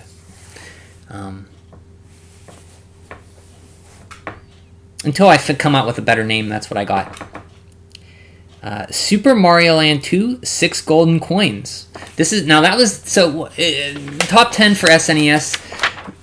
Street Fighter 2, like beating out Link to the Past. That just shows how big fighting games were at this time. Like, yeah. So for Game Boy, Super Mario Land 2, 6 golden coins. Spoiler: Batman folds his pizza like a New Yorker. Oh, like John Travolta in Saturday Night Fever. Like he folds it in half and eats it. Gotham is basically... Yeah, it is. Isn't Gotham New York and Metropolis LA, right? John? I always thought the Roadrunner cartoons were the best. I did too. I really liked the Roadrunner. I like Pepe Le Pew too. And Speedy Gonzales, but they don't really show them anymore because, you know, they're not really considered very politically correct anymore. So they don't really show Pepe Le Pew or Speedy Gonzales. It is Detroit like New York. Gotham is. So number 1 for Game Boy, Super Mario Land 2, the 6 golden coins. Number 2, Mega Man 2. Number 3, Bionic Commando. Number 4, Tiny Toons Bab's Big Break. Number 5, Gradius, the Interstellar Assault. Metropolis is New York? I thought it was Gotham was New York. Batman Return of the Joker, Track and Field, Kirby's Dream Land, Looney Tunes, and Yoshi. Okay, here we go. Nintendo Entertainment System, number 1, Mega Man 4. Or Mega Man 4. Mega Man 4 adds just enough new elements while still keeping the tried and true flavor of the previous Mega Man games. In any new Mega Man game, it is given that there will be new robots foes for Mega Man to battle. Ring Man, Dive Man, Toad Man, Bright Man, Skull Man, Dust Man, Drill Man, and Pharaoh Man all live up to the challenge level of their predecessors. The surprise ending isn't really a surprise. Seasoned Mega Man players by now, it should be obvious that Mega Man is in trouble. Dr. Wily is behind it. Nevertheless, the story elements of Mega Man 4 are deeper than the previous Mega Man games, and they delve into new origins of the super robots further than ever before. The kinds of details always unprecedented by Mega Man fans. In all the Mega Man games, we have been very impressed by how Capcom gets the most out of whatever system they are programming for. The total huge boss characters in Mega Man 4 really show off some programming skill. 3 Mega Man games are in the NES Top 20, and the highest mark ranking is Mega Man 4. Always near in the top 5, this game scored a high of over 8,000 points. Now that's 16-bit Mega Man. Now that a 16-bit Mega Man title has been announced, can it be long before the Blue Bomber rules all 3 systems? Nintendo Power Coverage, Volume 32. Here's what they say about the NES. Still going strong after 6 years, the NES remains the most popular home video game system of all time. You're damn well tootin' it is. Woo! With a library of approximately 700 games, it offers something for everyone. Our choice for the top 10 NES games of 1992 show that plenty of potential for fun still exists in the 8-bit video game market, especially for games featuring popular characters from TV and movies. With such a goldmine of characters to select from, the possibilities for NES games ideas will never be exhausted. With lots of new titles being added to the 8-bit library all the time, the NES continues to have a long, bright future. Here are our picks of the games now available.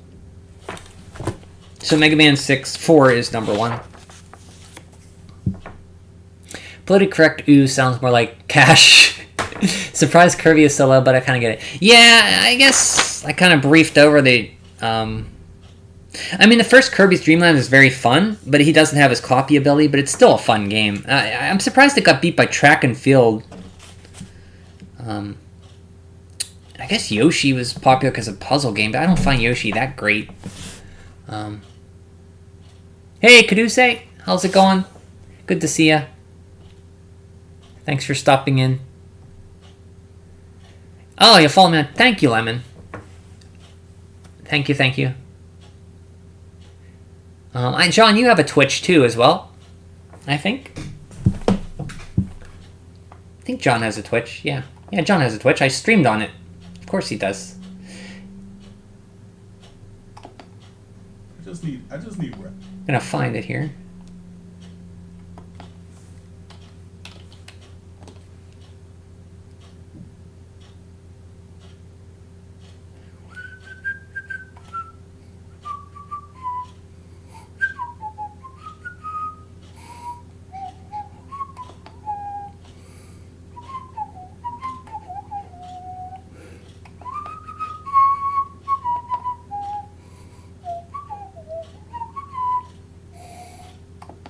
I know John has a Twitch too. John, do you know your... I can't find your Twitch to post it here, or I'd post it. I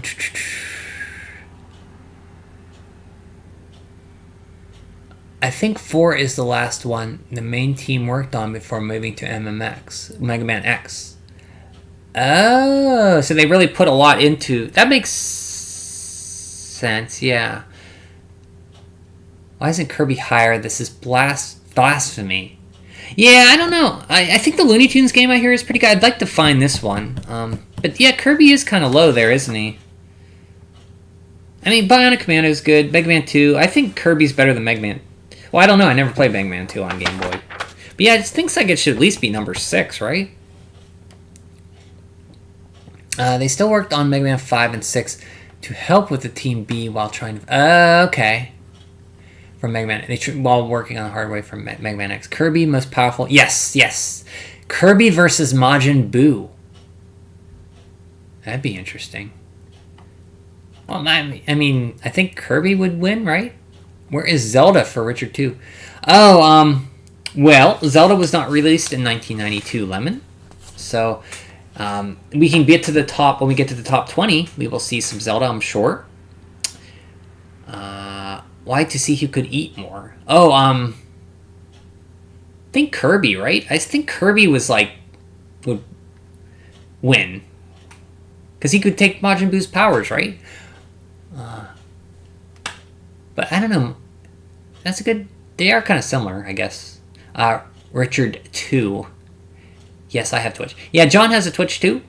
I got a... It's QPaw, right, John? Want a follower. What's your Twitch name? Yeah, it's Twitch, QPaw. I'm trying to find it here. Oh, here it is. I got it.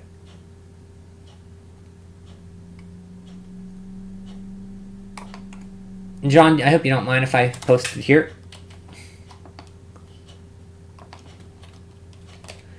That is John. He has a Twitch. He streams sometimes. He's been going through Kingdom Hearts 3, so give him a follow if you watch Twitch.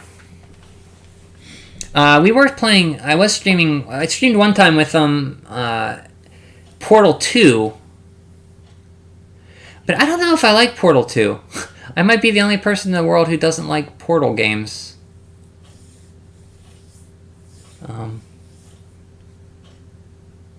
Maybe it's because I was tired when I was playing it.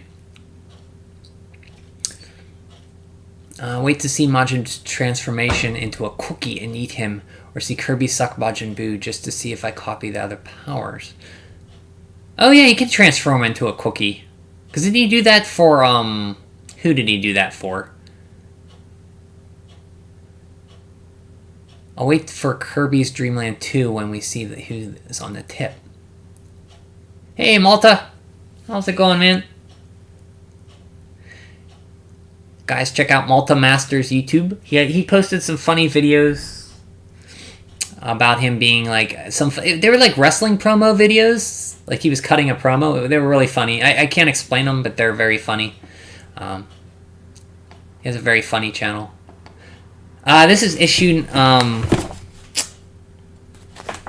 number 45? Am I right? Yeah, 44, January 1993, Malta. Yeah, this has Magical Quest. We're going over the top 10 games for Super Nintendo, Game Boy, and NES for 1992, according to Nintendo Power right now, Malta. That's where we're at. We're about halfway through this issue. Portal 2 is dope. Yeah, I should fit. I got stuck. I think I got kind of frustrated because I got stuck. But yeah, it's good. I guess I shouldn't have said I don't like Portal. It's fine. You like to? Yeah, I would like to play it more with you, John. Sometime. I finished 1 a long time ago and I enjoyed it. But yeah, we're playing Portal 2. Well, we were playing Portal 2 on John's channel. We haven't done it in a while. Brian likes Windows Vista. We can't trust. No, I don't really like Windows Vista. I had it, but it was a necessary step to get to Windows 7. Kirby on ES. Yeah, it is good. I enjoy it.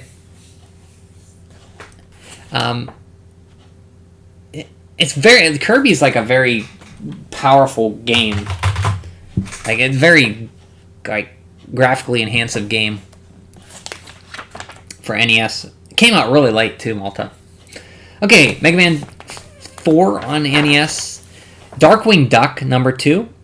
Let's get dangerous. Lemmings number 3.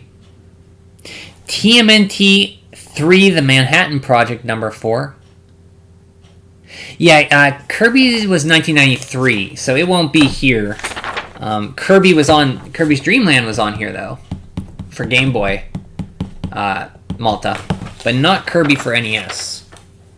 Not yet. That'll be, like John said, next year. The latter, the better. For Kirby. Konami stuck with a 9 formula with a TMNT3 producing a game that is very similar to the hit TMNT2, the arcade game. New moves like the Leo's Spin Slash, Raph's Drill Attack, Mike's Handstand Kick, and Don's Somersault Slash add individual characters to each of the turtles. That is true. The third one, you have special moves, so you're not using the same move. Like, they're a little different. It doesn't feel like cookie cutter.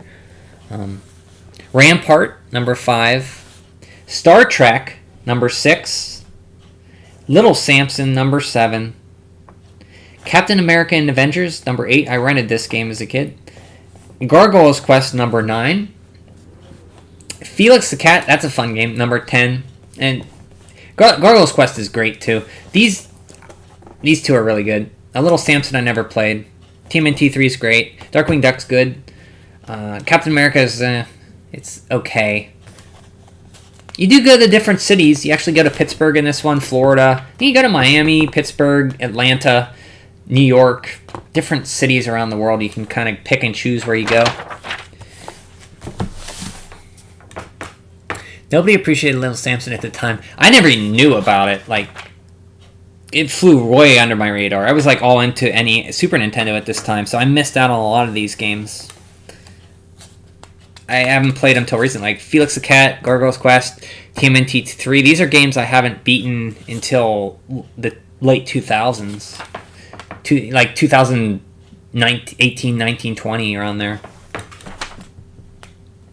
think it's cool. Nintendo released a Kirby game for people who still only had an NES or had SNES but wanted to get a new NES game in 1993. Oh yeah, if you didn't have I mean, it was a really late NES game, Malta, but it was cool that it was on the NES. But I think that's kind of why I skipped it, though, because I was all about Genesis. I didn't play Kirby until much later, either. Somewhat controversial that you had to, but a new system. Buy a new system in order to play newer games. Yeah, you can go on YouTube and look up, parents complaining about the Super Nintendo coming up because they thought that they bought and invested into the NES. So why would they have to spend money on a new system for a new game, and buy new games for it? That seemed kind of wasteful. Nintendo doesn't do that anymore? What do they not do, Malta? Future technology, future games. Imagine that you are at the controls of a starfighter above an enemy world. The globe beneath you turns into night as the squadron of hostile alien ships appears. Before long, you are screaming out of the stratosphere. towards a heavenly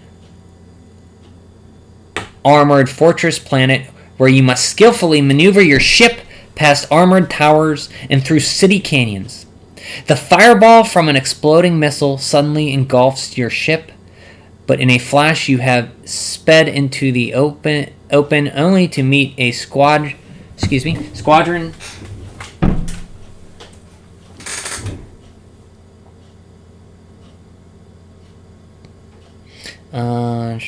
Squadron bearing down on you at supersonic speeds. Now imagine you have entered an empty mansion. Slowly, you move from room to room, sensing that something's terrible once happened here.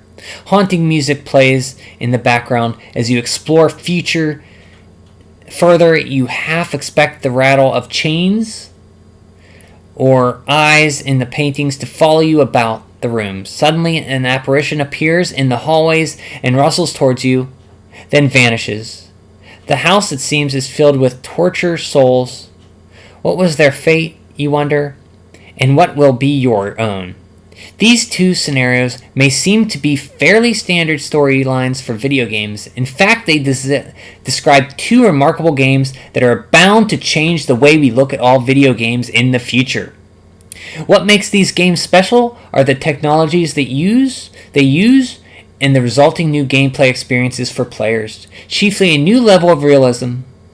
The two scenarios also illustrate a split in the direction of the future of gaming, which is also a result of the technology formula used by each of the games. The first scenario is taken from Star Fox, the first game to make use of the Nintendo's custom Super FX chip. The second scenario describes The Seventh Guest, considered by many to be the most advanced CD-ROM entertainment product created to date. In this article, you'll learn why these two products are so remarkable. You'll also see that these games, are impressive as they may be, are the only beginning of a revolutionary in home entertainment. Put out games for a console a year or two after the successor comes out. Yeah, I think the only thing I could think of is like the 3DS, because they had a few games come out when the Switch was out in 2017. I think like Kirby's Extra Epic Yarn, and then something else came out. WarioWare Gold. Luigi's Mansion came out for 3DS while the Switch was out, I think. It's the opposite of what they did with the Wii. They quickly abandoned it and yes, yeah. Yep. The Switch is really Wii U too, right? The people who made the FX chip made it originally from the NES. Oh, I didn't hear about that. Yeah, but 3DS doesn't.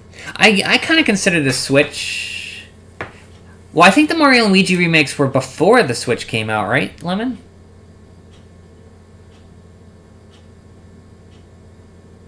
Oh, maybe, yeah, the third one. You're right, because the Mario and Luigi Superstar Saga came out when the 3DS was there. Yeah, that was one of them, too. Yep, great handheld. Yeah, I guess the Switch is, Wii U is like the Wii too. It's like a combination of the Wii and the Switch. You don't think it's like the... I don't know, like the Wii U is like you can carry a tablet with you and play games on it. It's a lot like the Switch. I think so, anyway. Star Fox Odyssey. The Star Fox Odyssey. This spring, a game unlike any other will appear in stores. Nintendo's Star Fox will be the first game to make use of the custom Super FX chip. Since the chip itself is buried inside the game pack, the only evidence of this miniature marvel will be on the screen. The first thing most people will notice is the use of polygonal graphics. Your spaceship is clearly constructed of many flat shapes or polygons. Other objects in the game are also made from polygons, but they may be less obvious. One of the great advantages of using the polygons is that you can rotate them to create a 3D effect. Another advantage is that polygons don't take up as much memory space as character-based objects like sprites. Since a polygon is a geometric object, it can be described with a fairly simple formula. Scaling a polygon or making it grow or shrink is also easy because it's just a matter of plugging a new variable into the equation. Actually, the 3D objects like the buildings and ships used in Star Fox are made from multiple layers of polygons. Each surface is a single polygon. The collection of polygons that make up an object can be instructed to move together so that they seem to be one object. Some arcades and PC games already make use of polygonal graphics, but until now, no home gaming system has had the power to manipulate the number of polygons that can make up a single screen image, and do it with real-time speed. The specialized functions of the SuperFX processor, however, changed all that. Let's see what you guys are saying.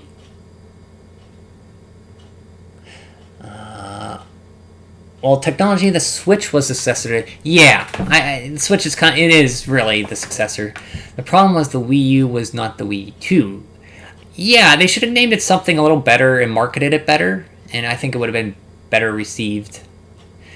They didn't treat it like... Yeah, it was like... I don't know. We could talk about Nintendo's mistakes. That's not what I'm here for. If we're talking about handheld consoles, Switch is a hybrid, so I guess you could say it was successor to 3DS. Although I completely forgot that the Wii U exists. I don't know about the Wii U. Yeah, well, it came out... The 3DS was already... Yeah, I guess... Because it came out after the 3DS, about a year after. Yeah. It's weird. Or so does... yeah, I mean... I don't know. I don't get that. Like, people were confused that the Wii... They thought it was a... How do you know that think it's a tablet for the Wii? It's weird. The Wii U is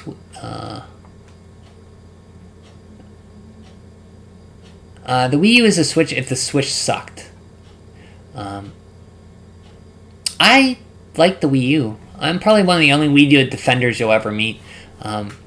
Look, guys, it's the soldier from Team Fortress 2, except he's more hairy and have long ears. Who's that? Who are you talking about, Lemon? Or who are you talking about, Ninja? Don't worry, Kuduse. Nintendo forgot about it too, and wants everyone to forget it as well. Bold of you to assume the Switch doesn't currently suck. Shots fired.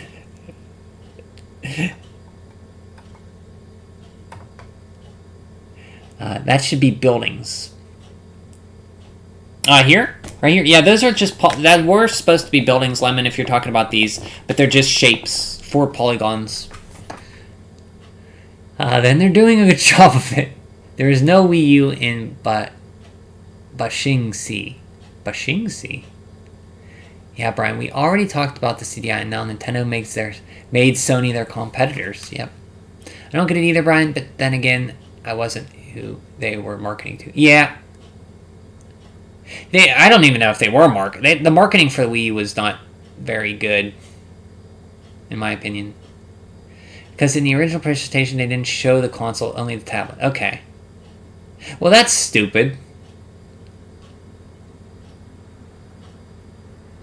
We talked about this, but O'Brien. Peppy and Soldier have the same voice actor. Oh, that's right. You did mention this, the voice actor for Peppy did this Soldier for TF2. I'm sorry.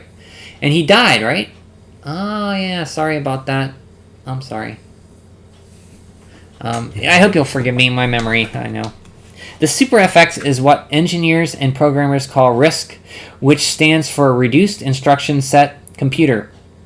What it does in simple terms is to make a lot of speedy types of calculations very fast. The specialized calculations are used to create special effects such as the scaling or rotation of sprites and polygons in past video games. All calculations of this sort were carried out by the Central Processing Unit, or CPU. Although the CPU is more powerful than the SuperFX chip, it is not as highly specialized. You might say that the CPU is like the quarterback on a football team. The QB calls the plays, throws the ball, hands off to run it himself. He may also call timeout, change the play as well as at the line of scrimmage, or decide if the team will accept a penalty. The quarterback has many skills, but even so, you can't expect him to do everything himself. At some point, you have to bring in a specialist. This analogy, the Super FX might be like the field goal kicker. All he does is kick field goals, but he's very good at it.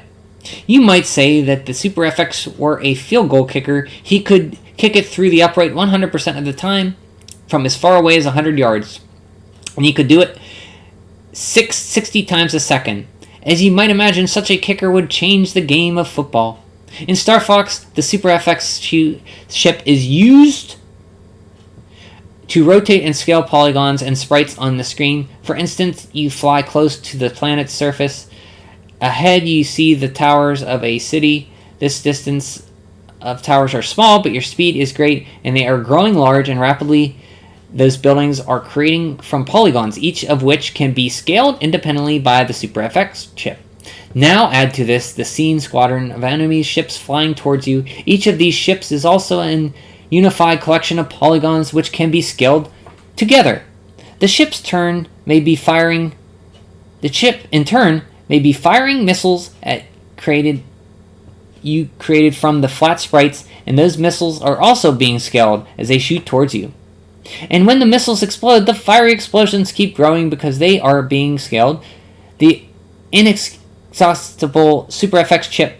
The result is that the whole screen of objects can rush towards you, simultaneously increasing in speed. Even important for the sense of 3D reality is the speed of the Super FX calculations, which are so fast that the scaling appears smooth and continuous. Wow, they are really pumping up that Super FX chip. The 32-bit CD barrier.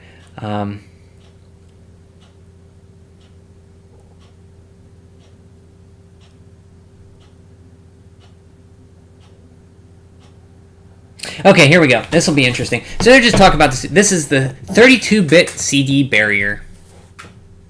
Let's see what you guys are saying before I read this. This will be interesting about this Super Nintendo CD.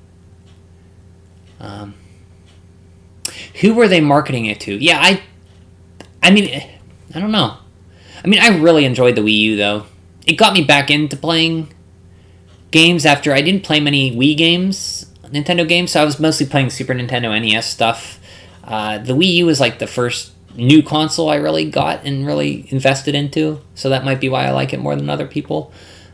Do a barrel roll, yes. Do a barrel roll.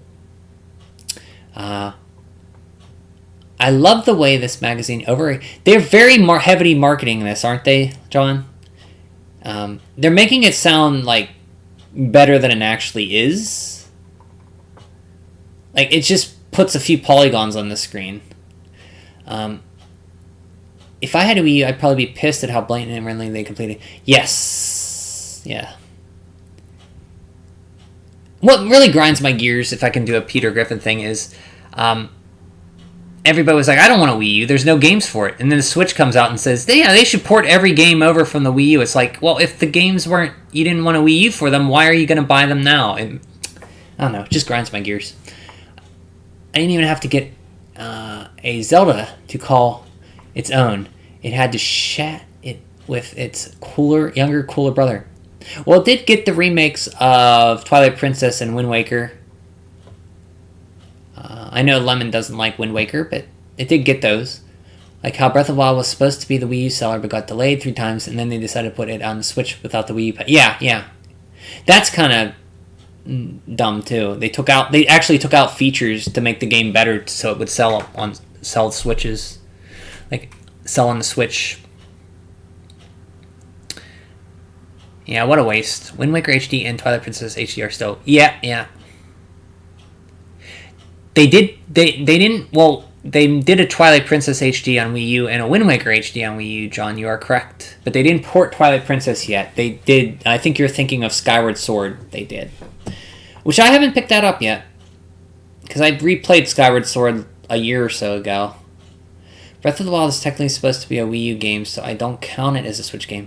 How Twilight Princess is a GameCube game. Yeah, I could see that, yeah. I didn't know any Game Boy card you have can be played on the GameCube. Yes, if you have a Game Boy Advance player, you can play Game Boy Advance games on the GameCube. Is that what you're talking about, could you say? The Super FX chip was effing amazing, and I will die on this hill. It was the first time I had seen polygons. Yeah, me too. I mean, I got Star Fox when it came out. Xenoblade X. Oh, yeah, Xenoblade X. With the Beck game on Wii U. Yeah, it's still not... I don't know if it'll ever come out to another system. So they didn't do Kirby and the Rainbow Curse. They didn't do Xenoblade X. They didn't do Rodea the Star Soldier. Star Fox Zero hasn't been ported over. So there's a few games yet they haven't ported over to the old switcheroo. Okay, the 32-bit CD barrier. The second new technology is the one everyone's been talking about, CD-ROM. As popular as the speculation has been that CD-ROM is the inevitable gaming format of the future, many misconceptions exist about what it can do and what it cannot do. The myth about CD-ROM is that gamers will suddenly have a totally cinematic gameplay experience with unlimited interactivity. Even with 500 megabytes of memory capacity, CD-ROMs can't store enough video, audio, and gameplay for that sort of game. The fact is that a single CD-ROM can store only 78 minutes of audio or only 5 minutes of Laserdisc quality video.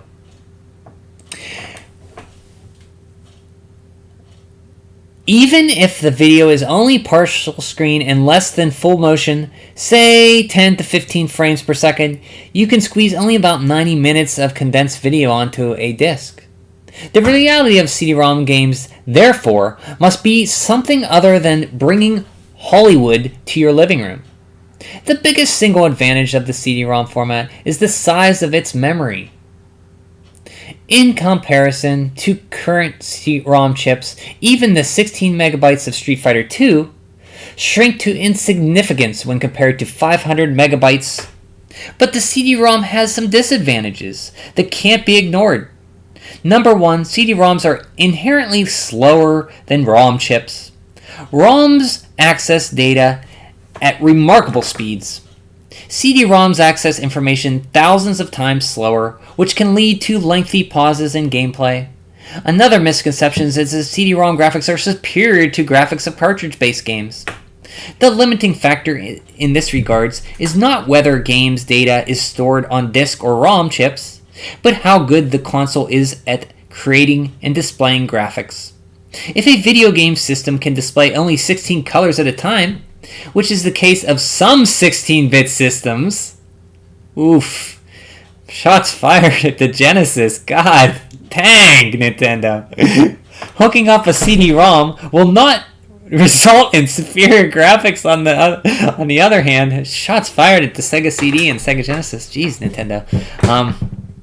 On the other hand, if a system such as the Super NES already has excellent graphic capabilities, the CD-ROM may allow programmers to use graphics in some inherently new ways. To date, programmers have been creating games for a number of CD-ROM systems, but there hasn't yet been a standout title that makes use of the CD-ROM in truly innovative ways. Sherlock Holmes Consulting Detective from ICOM Simulations may be the best game so far. In Sherlock Holmes Consulting Detective, see, get to Nintendo. Okay, they're talking about that. I'm kind of bruising this to see if we're going to get to anything.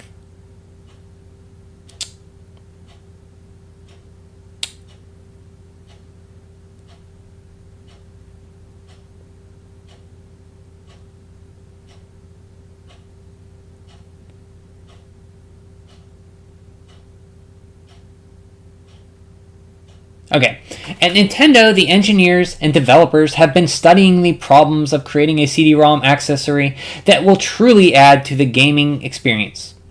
One result is that Nintendo has decided to use a 32-bit processor for its CD-ROM player. Although this change delays the introduction of the accessory, the processor power will be greatly increased from what can be done with the Super NES games. Like the Super FX chip, the Nintendo CD-ROM is designed for one reason only: to provide a platform for a new generation of games for your Super NES. Super NES's philosophy is to only offer products with value, which means that the hardware must be state-of-the-art and affordable, but also that the games must be suited for the CD-ROM, not just shovelware or cartridge games put on a disc. What those games will be like is anyone's guess. Perhaps a mix of types of combination, the breathless action of Star Fox with the extraordinary atmosphere of The Seventh Guest. Quite possibly this new generation of games will be unlike anything we have ever seen, ever dreamed of before, or ever dreamed of before. This was a Star Fox 3D model in Papercraft where you tore out and you made like a little R-Wing, which I wish I still have it, but I don't anymore. But you like folded it, and that's what this little pair was. They're kind of teaching you about polygons, like, here, idiot, put this polygon chip together, and there's what it looks like. I remember putting this together.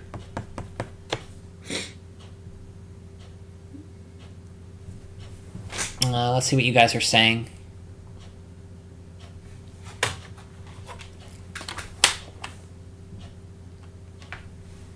I will go to bed. Love ranting with you all. Goodbye, Oathbreaker, you boomer. Good night. Good night, Richard. Have a good night. Congrats on your PhD with your review. That is what I'm talking about. Pretty generous of Nintendo. I guess it was different times when they just didn't focus on wanting you to rebuy games. Oh, yeah, with the Game Boy Advance player? Yeah. The Game Boy Advance player is fantastic, could you say? If you have a GameCube, if you can get one, you don't really need the disc anymore, which is the pricey part. You can get, like, stuff that goes on, like, a Action Replay or something, I think.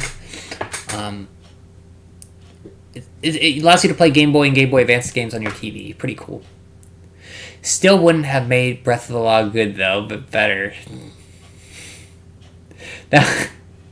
It wouldn't be a stream without Ninja throwing a shot at Breath of the Wild. Thank you, Ninja. That one's for you, Richard. Good night. This is pure pro. It is, John. It's great, isn't it? Super Nintendo versus Sega Genesis. Who would win in 1992?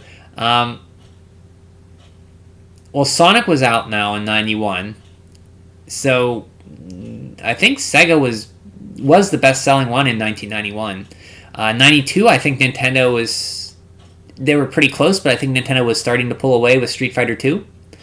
93, I think Nintendo kept going and pulled away a little bit more. But they were still pretty close. It's kind of cool to hear about old indie dev culture. Oh, you hear my clock? Yeah, that's my clock in the background. I have one on the wall there. You can hear it ticking. Yeah, I was surprised about the Turn 2 shovelware in this 1993 here. Oh boy, here we go. Behind the scenes at Nintendo. Game evaluations at Nintendo are important business. So important that the in-house evaluation process is strictly limited to training professionals, evaluators who are not even allowed to talk to each other about the games. But that is only one aspect of evaluating new games from Nintendo, and its nearly 100 licensed companies. The second method goes straight to the heart of the video game industry, the players. In a business park near Nintendo's Redmond, Washington headquarters is an office with a modest sign that reads simply Evaluation Center. Inside, Nintendo gets down to the business of gauging how consumers will receive a game by having those same consumers take an early look at Super NES, NES, and Game Boy titles, sometimes even games from Europe and Japan. Some of the games are finished products, but sometimes they are still in development. That means that these players get to look at games before the mags get their reviews copies, except Nintendo Power, of course. If this seems almost too good to be true, in one sense it is. The players are selected from a database that includes volunteers from the great Seattle area. Only that isn't to say that players in Duluth or Hoboken aren't just as worthy to judge the latest games. You might just say that they live in the wrong place at the right time. So what is the Evaluation Center? Looking for in an evaluation, you may be surprised to learn that you don't have to be a power player. Players of all ages and all play abilities are subjected since the purpose is to sample the consumer base for statistical analysis.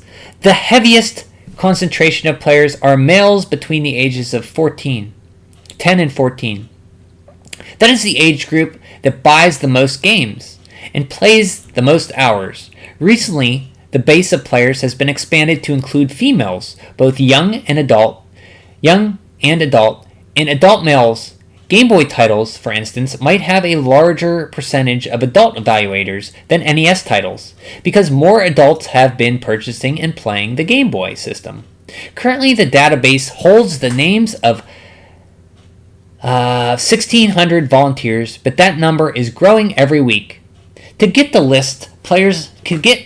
on the list, players must fill out the application and questionnaire. Minors need to have permission from their parents or adult, but that doesn't seem to be a problem. Some clever parents have been known to use the evaluation center as an incentive for players to earn good grades at school. The questionnaire is designed as a video game profile of the player. Applicants are asked what game systems they own, what their favorite games and types of games are, how often they play, and how good are their playing skills. The answer to these questions are entered into a database to help with later analyses. Finally, it's time for some hands-on fun. Evaluation sessions give players an opportunity to test drive 4 new games within 2 hours, about 30 minutes per game. In a 2-week period, players attend 4 sessions, then their names go onto a non-active list for 6 months, so other evaluators have a shot at the games. During the first session, players go through a short orientation where they are introduced to the evaluation system and encouraged to give their honest opinions for each game. Evaluation rate different elements of the game such as graphics, sound, play control, and challenge on a scale of 1 to 5. They also have an opportunity to write comments, what they liked or disliked about a game, that measure a game's success by asking questions such as, would you buy the game, or tell your friend about it? For every game that undergoes the scrutiny of players, 65 evaluations are completed. The score from all these evaluations are compiled and averaged, but they can also be broken down by age group and type of player. The results give a good indication of how consumers will respond to a certain element of a game. Among other things, numbers can help Nintendo plan marketing strategies to make changes to a game. Sometimes the evaluation gives Nintendo valuable information without even trying. While the evaluation group is playing games, they may be watched by a second group behind a one-way window. Cameras and microphones are also placed around the room to capture the evaluation's candid reactions as they play the games. Camera can zoom in on anything from the smile on a player's face to the enemy boss on the television screen. The observation can learn to a great deal by studying the player's response. Do they really seem to be having fun? Are they bouncing out of their seats or just staring at the screen? How far do the players get in a game in only 30 minutes? This information can be just as important as the numbers in the database. Nintendo recognizes that every player has a valid opinion about each game they play. The evaluation centers is Nintendo's link to the most important part of any video game, the player. At Nintendo, players count. Wow, that's pretty neat. That's pretty cool. I don't remember ever reading that article.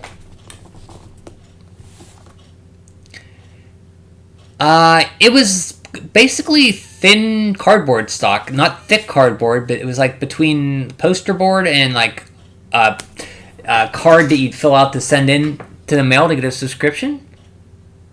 Was this all because maybe John? I know he left for THQ. So yeah, he was no longer with them, as well as George Seinfeld left them too, which was part of that George and Rob section. That's why he's no longer. There's George and Rob section is good in this magazine. So I don't know. This seems like Howard Phillips used to do all the evaluating games. Now they had a whole center to do it. And here you see some people playing games and being evaluated.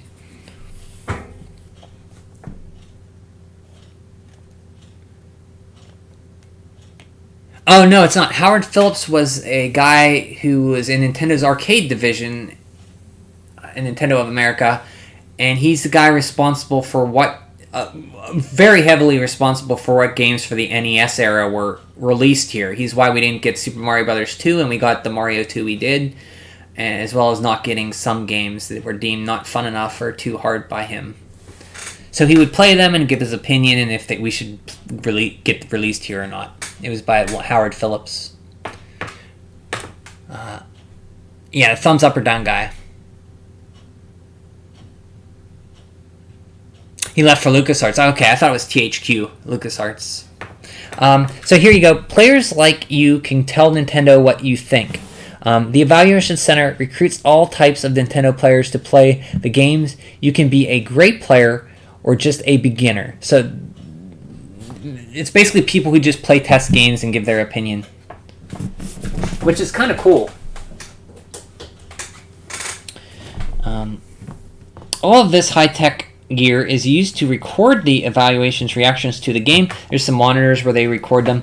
The view from the control room is the only one way. You can see the players, but they can't see you.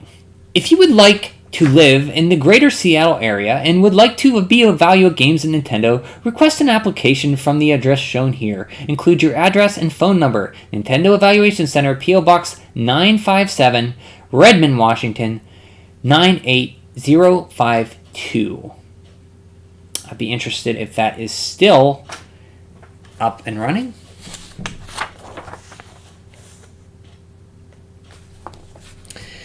Whew, okay. How Nintendo Power Pros. This is what they grade on: graphics and sound, play control, challenge, and theme, and fun.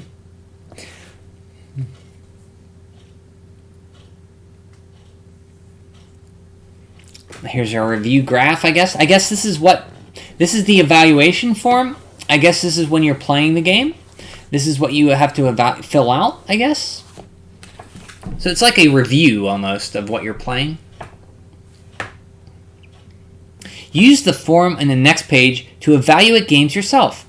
Make as many copies of the form as you need for your files. Fill out the top of the form with the correct information so you can keep track of what games you have evaluated. When you play the game, be thinking of the following categories: graphics and sound. The graphics of a game should add to the game experience. Be sure to notice the background as well as the characters, animation, sounds, including the background music as well as the sound effects. Do the sounds fit the feel of the game? Play control. The play control of a game should be smooth and easy to control. The character should jump whenever you want him to. This can also include the placement of the buttons or the run and jump buttons where they should be. The challenge of a game should fit the level of the player. A good game should challenge game players as well as keep them interested. Theme and fun. Does the game have an original theme to it, or is it the same as all the others' games? How much fun did you have when you played the game? After you have played the game, place your score on the chart in the center of the form. Connect the 4 scores to make your own power meter for the game. Oh, so you have to rank them for graphics. You put from 0 to 5. So, for example, Ninja Gaiden 3 would be a 5. Play control, I think Ninja Gaiden 3 would be a 5. Theme, it's not original, so it would be like probably a 3. Well, that's fun too, so I'd say it'd be like a 4. Control is 5. So you'd like kind of connect these dots, and you'd see like almost like a shape that you drew. So that's kind of cool. Name of game, system, game type, date. And this is what they got at these control centers, and then you evaluate, and then you comment on like maybe the controls are not good or whatever. So you see, for example, Richard, name of game Zelda 2, system NES, game type, action adventure, RPG, date, company, evaluator, Richard. He'd say graphics. Richard would be like just a little dot here. It would be nothing for his opinion on Zelda 2. Or Lemon for Wind Waker. It would be a little dot here too for her. The best of classified information. These are the best codes collected over 1992. Here you have Super Mario 1-Up Bonanza for Super Mario World. Donut Secrets. Vanilla Secrets for Vanilla Dome. Street Fighter 2 The Ultimate Match, Mirror Match Mode code. More Street Fighter 2, the best offenses. Faceball 2000, Prince of Persia, Gradius 3, Ships of Plenty, extra credits, instant power-ups. Konami code, up, up, down, down, left, right, B, A, start. Works for Contra, Life Force, Gradius, Nemesis, TMNT, Follow the Foot Clan. Super C, the fighter's code. It gives you 10 lives. And this time it's right, left, down, up, A, B, and start to get 10 lives. Tom and Jerry, Unlimited Mice. That might be useful for that game. Super Spy Hunter, an excellent game. Extra Car Roulette. Oh, yeah, I actually did this code. It's a weird code. I never saw anything like it. You type this in at the beginning of the game, and this, like, roulette wheel, not wheel, but this, like, line of numbers spins with a highlight. And you stop the highlight on the number, and the higher number you get, what number you get is the number of extra lives you get. Kirby's Dream Land, configuration mode, bonus game selects for Teenage Mutant Ninja Turtles Follow the Foot Clan for Game Boy, Super Mario Land 2, 6 golden coin secrets,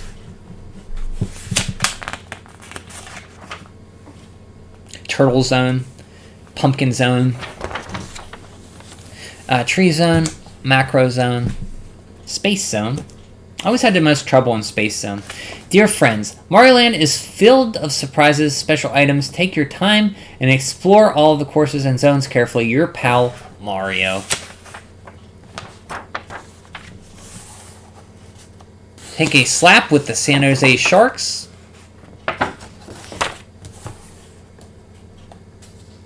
I still would like one of these Nintendo Power shirts. That's like an awesome third prize. You think you found all of the Super Mario Land 2 stages? I don't know if I found them all. Maybe I did, I don't know. I think I did. Ooh, here we go. This is going to be fun. Top 20. In the first top 20 of 1993, Kirby's Dream Land made a skyrocketing leap into the top of the Game Boy charts. Street Fighter 2 and Super Mario Bros. 3 both hold on to the top spots into the new year. It looks like it's going to be a hot year. For the Super NES, number 1, Street Fighter 2.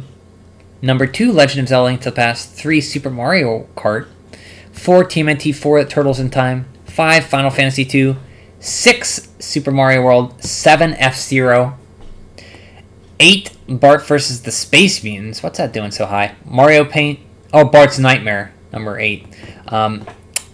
Simpsons, Bart's Nightmare. Mario Paint, number 9. 10, Super Castlevania 4. As it should be. That's right. I was thinking, is Ninja gonna comment on the Kirby being so high? But yeah, busted in. Look at that. Number 1. SimCity, number 11. Super Play Action Football, number 12. Contra 3, The Alien Wars, 13. ActRaiser, 14. Final Fight, 15. Super Star Wars, 16. Top Gear, 17. 18, Addams Family. 19, Super Goals and Ghosts. And 20, Magical Quest starring Mickey Mouse, which we saw a review of and a cover story of in this issue. For Game Boy, finally something knocked out Super Mario Land from the top spot, and that's Kirby's Dream Land. Cute little Kirby has rocketed the charts this month. This game's action and fun make it a winner.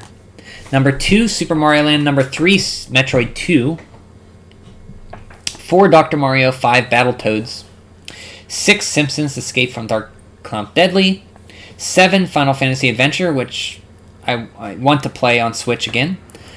Tetris, number 8. TMNT 2, Back from the Sewers, number 9. Batman Return of the Joker, number 10.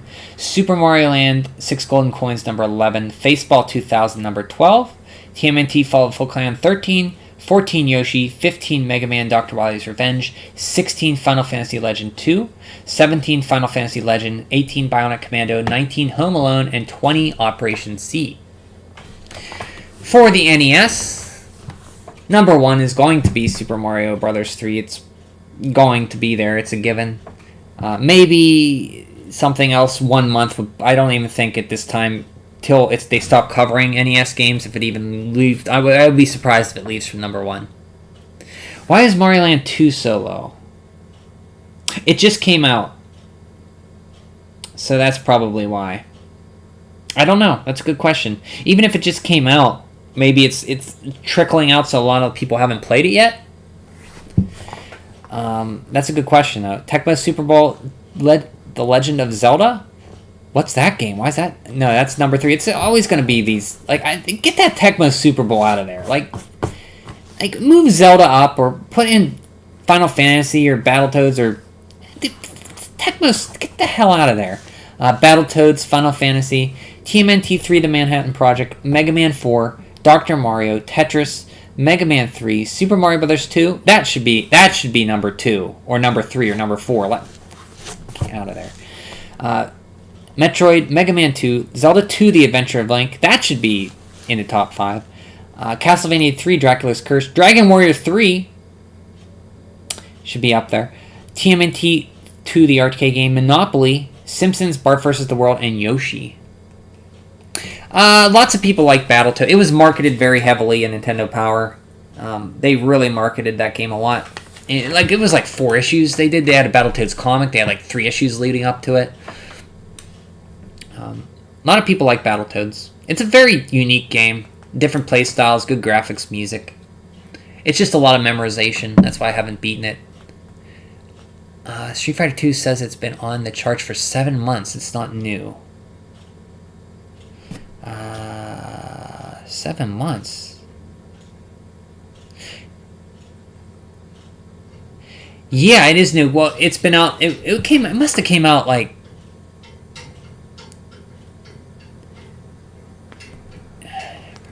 Came out in April, spring of this year, about 1992. Then it's been on for a while. Then, yeah. Battletoads looked amazing. I never played it until much later. It's just I don't think it's a bad game. It just if you're the type of person who doesn't mind repeating stuff over and over again, and once you get Battletoads down, you can beat it pretty easily. I just never had the desire to go through it. And they don't make it easy because you have limited continues. If they gave you unlimited continues, I probably would have beaten Battletoads. But if a game has limited continues, I'm hard pressed unless I really, really, really like it to beat it. Yeah, it looked good, and it actually was unique. There's different kind of plays. It wasn't just a beat 'em up; it was other stuff. It's not a bad game. It just takes a lot of memorization. It's up to you if you want to actually. If you put the time into it, it's very rewarding. But they marketed it very well, Ninja. It was like 3 issues they marketed it. Had a cover issue of it. Sonic Blast Man. So you can see Rob and George are gone because George Sinfield left to follow, however, Lincoln. He left somewhere, I think THQ. So no more George and Rob. It's just now playing January 1993. You had Sonic Blast Man, Equinox, the sequel to Solstice on NES, The Magical Quest starring Mickey Mouse. Very fun game. See, they give you cartridge sizes, 8 megabits. Cartoon action with Mickey Mouse is the game type. Excuse me. Shanghai, which is Sudoku or Mahjong, I think. Is that what you call? Spin Dizzy World, I have this game. I don't know why. Chuck Rock? We could do an all caveman stream sometime. How about that? We could do Chuck Rock, Joe and Mac games, Caveman, Olympics, Adventure Island, because I think he's a caveman. Bonk. Do like all Adventure Island stuff.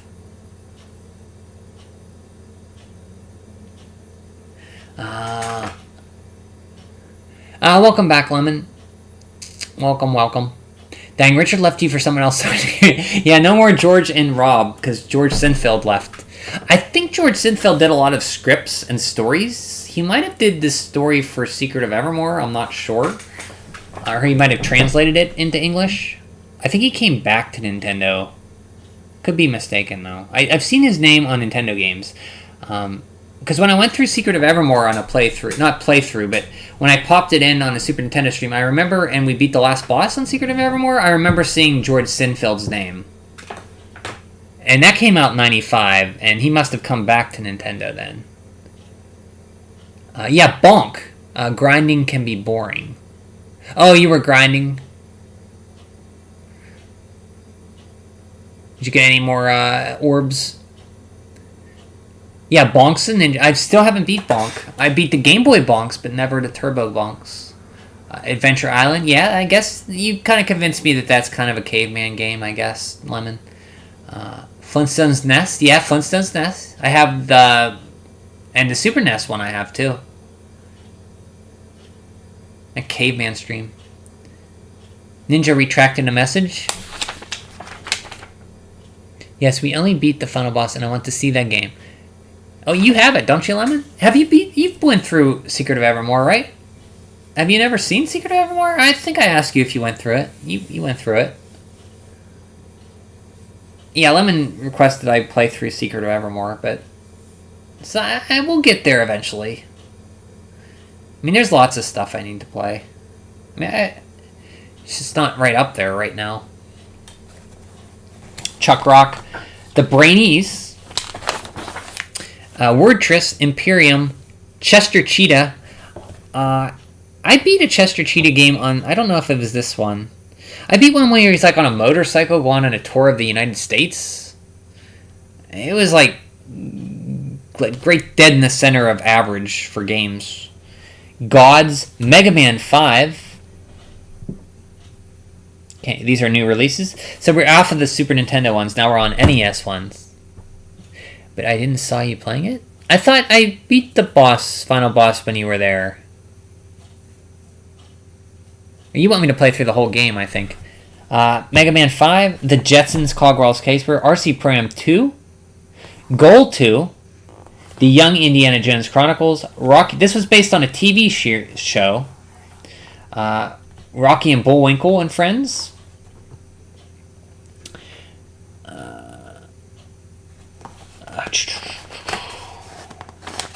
Mega Man 5 is alright. It's okay, yeah. Mega Man 5, there's no bad NES Mega Man games.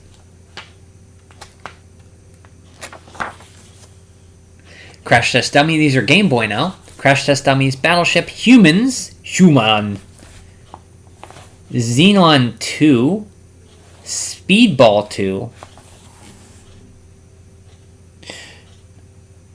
Super NES, new releases, Best of the Best, The Brainies, Bulls vs. Blazers, Chuck Rock, Equinox, Hit the Ice, Imperium, Jimmy Connors, Pro Tennis, John Madden Football. Hey, you got to take the ball and you got to take it to the goal here, and you take it to the goal, and the quarterback passes the ball, and he can pass, he can get the touchdown. Yeah.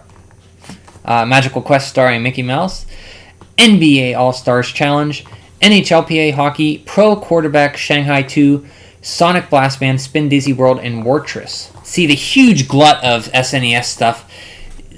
NES is kind of drying up. It's sad. But even myself, during this time, I was like... I was not even looking at NES stuff at this time. I was all about Super Nintendo. I was so laser-focused on Super Nintendo that I neglected the late NES stuff. So I never played Mega Man 5. Never played RC Pro-Am 2 until later. Never played Jetsons, Cloggwell Caper, Young Indiana Jones, Rocky Bullwinkle. Never played these games. And I didn't have a Game Boy, because at the time growing up I was like, why do I want a Game Boy when I have an NES, which is better because I play it on a TV with color. Why I want to play with color? I don't want to play in black and white. So I never got into Game Boy until much later. So I missed out on a lot of this stuff, you know? I was so laser focused on NES and then Super Nintendo, everything else was just like pushed in out of my kid way. A look into the games of the future. Packwatch, The Wizard of Oz. I do have this game. I haven't played it though.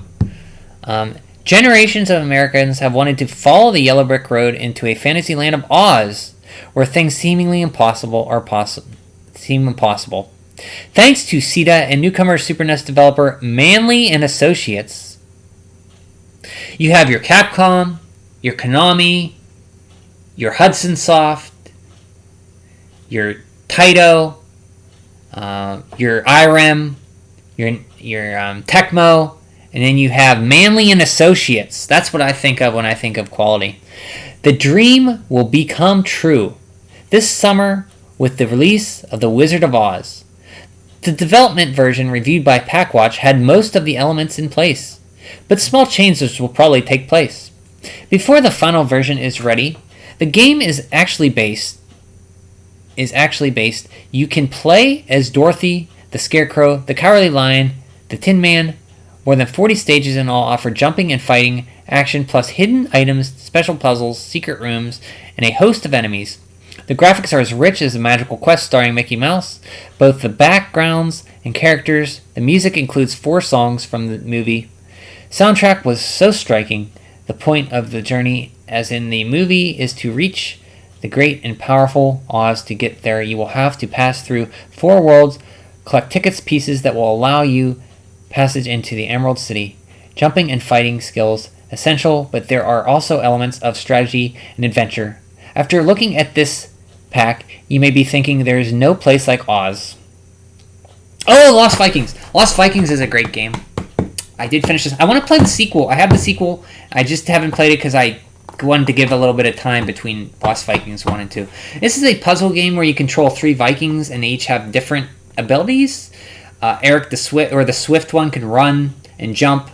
There's one that can block stuff with his shield, and one that can attack. And you have to use them by switching between them to beat a puzzly level. That's like you only stream how you beat the champ in Pokemon after we annoyed you until you play it. Like you only stream how you beat the champ. I never played Pokemon yet. Beat the champ.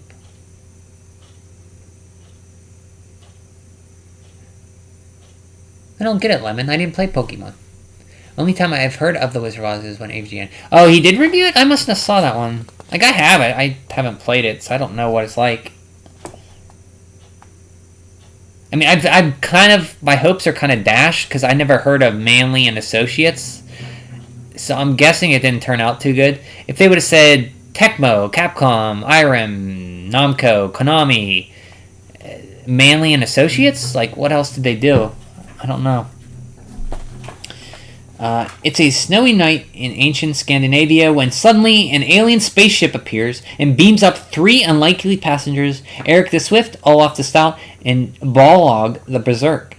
These lost Vikings must battle out with their ancient captors, then survive in prehistorical times in their efforts to get back home. Each of the Vikings has a special ability that must be used in concert with the other Vikings to overcome obstacles and enemies. This is where the fun comes in. For instance, you might have to use Olaf to block enemies with his shield while Balrog shoots an enemy with his arrow.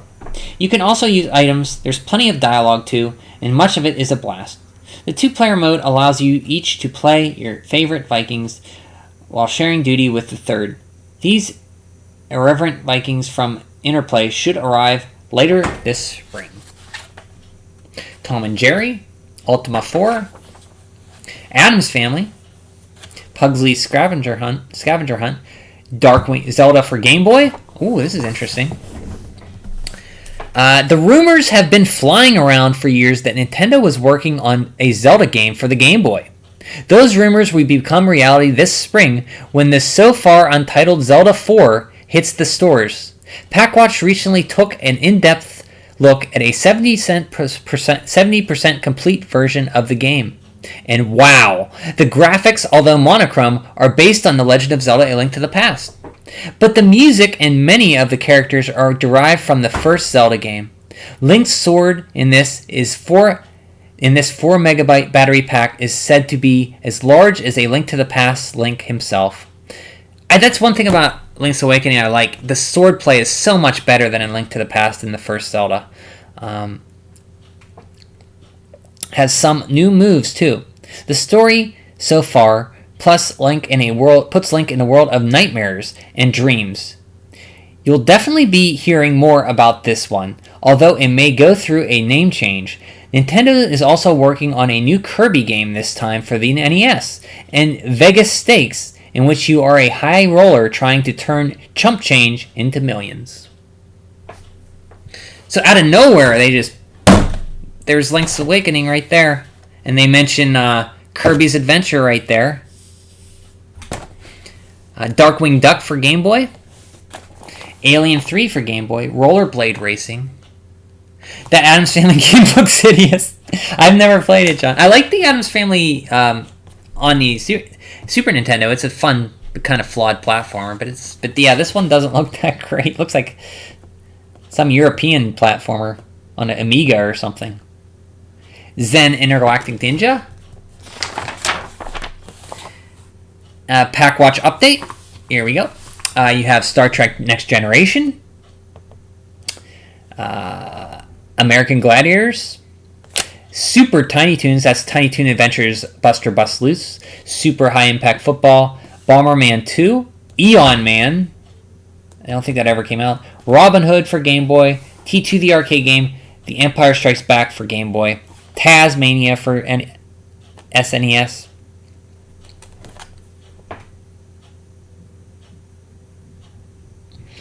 The new year will be getting off to an incredible start with some of the hottest titles ever scheduled to appear in the first 6 months. Included in this parade will be comic and cartoon super studs. Superman and Taz from Sunsoft's The Super NES Tasmania will be unlike any other game of the same name, since it will make existence use of Mode 7 effects. Picture, if you will, a game that combines the cartoon graphics quality of Roadrunner's Death Valley Rally with the 3D perspective view and speed of F-Zero. That Tasmania in this game pack watchers drooling over the thought of it. The very thought of it.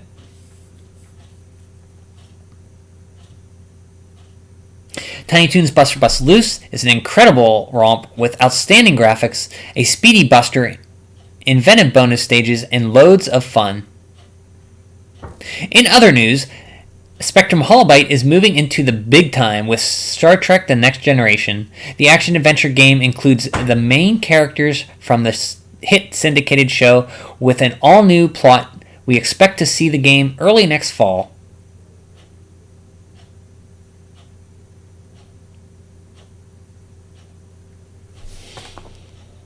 I think that's it. Coming soon, future games for the Super Nintendo. Here, let's see what we got. Addams Family, Pugsley Scavenger Hunt, Aerobiz.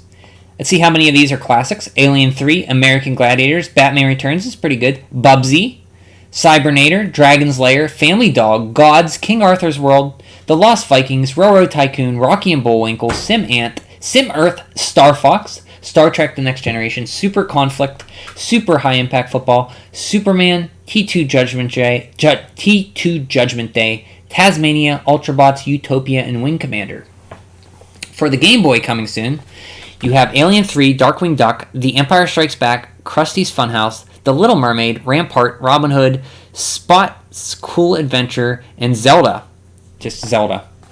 For the NES, you have Ace Harding's Lost in Las Vegas, Bomberman 2, Crash Dummies, Eon Man, Goal 2, Hillstar, Mickey's Safari and Letterland, Rocky and Bullwinkle, Rollerball Racing, Fire and Ice, they spelled it 5 and Ice, it's a typo, Terminator, Trolls and Crazyland, Ultima Warriors of Destiny, Yoshi's Cookie Panic, I think that's Yoshi's Cookie, Young Indiana Jones Chronicles.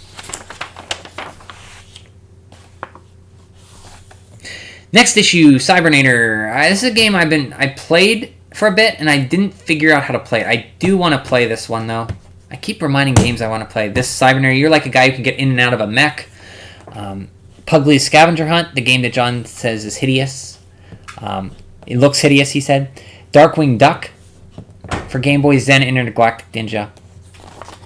So these are my original controller overlays. You see I tore them out.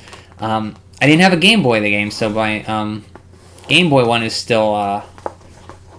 so if any of you have a Game Boy... I also have an overlay for the Game Boy screen. These aren't on my controller, so I don't know what I did with them.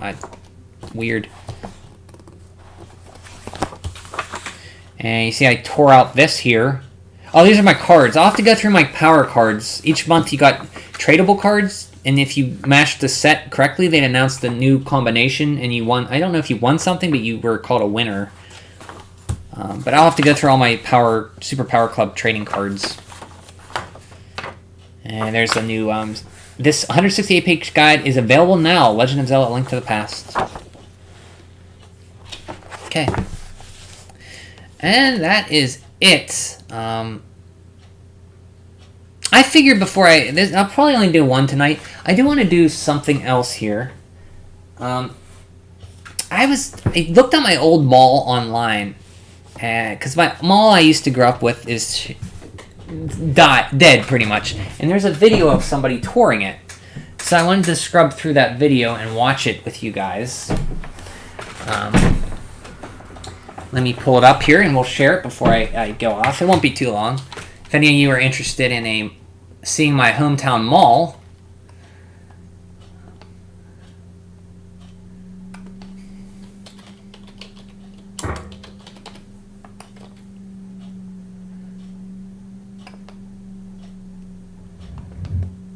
let me try to share it here. 1 second.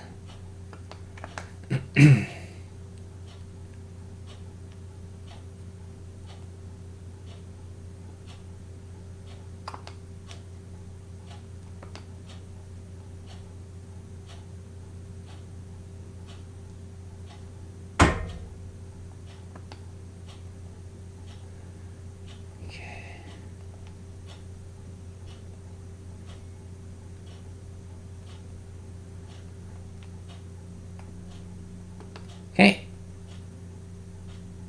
let's go back. So we're going to scrub. I'll put on the top. Here we go.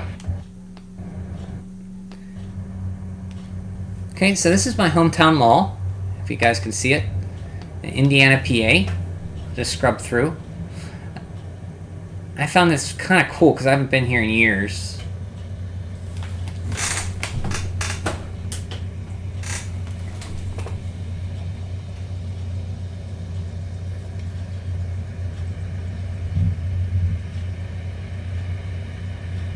It was built in 1979, the year I was born.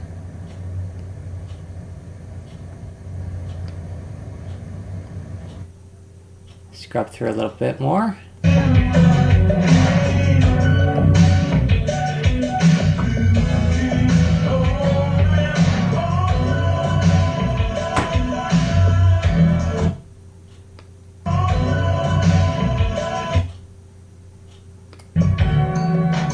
And the Kohl's wasn't there when I was a kid.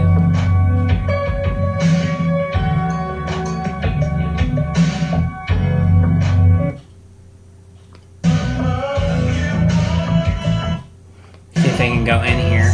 I see some inside shots. The movie theater's still open though. I think that's where I saw Phantom Menace and all the Star Wars prequels. Is that movie theater? There's like a cool fountain there.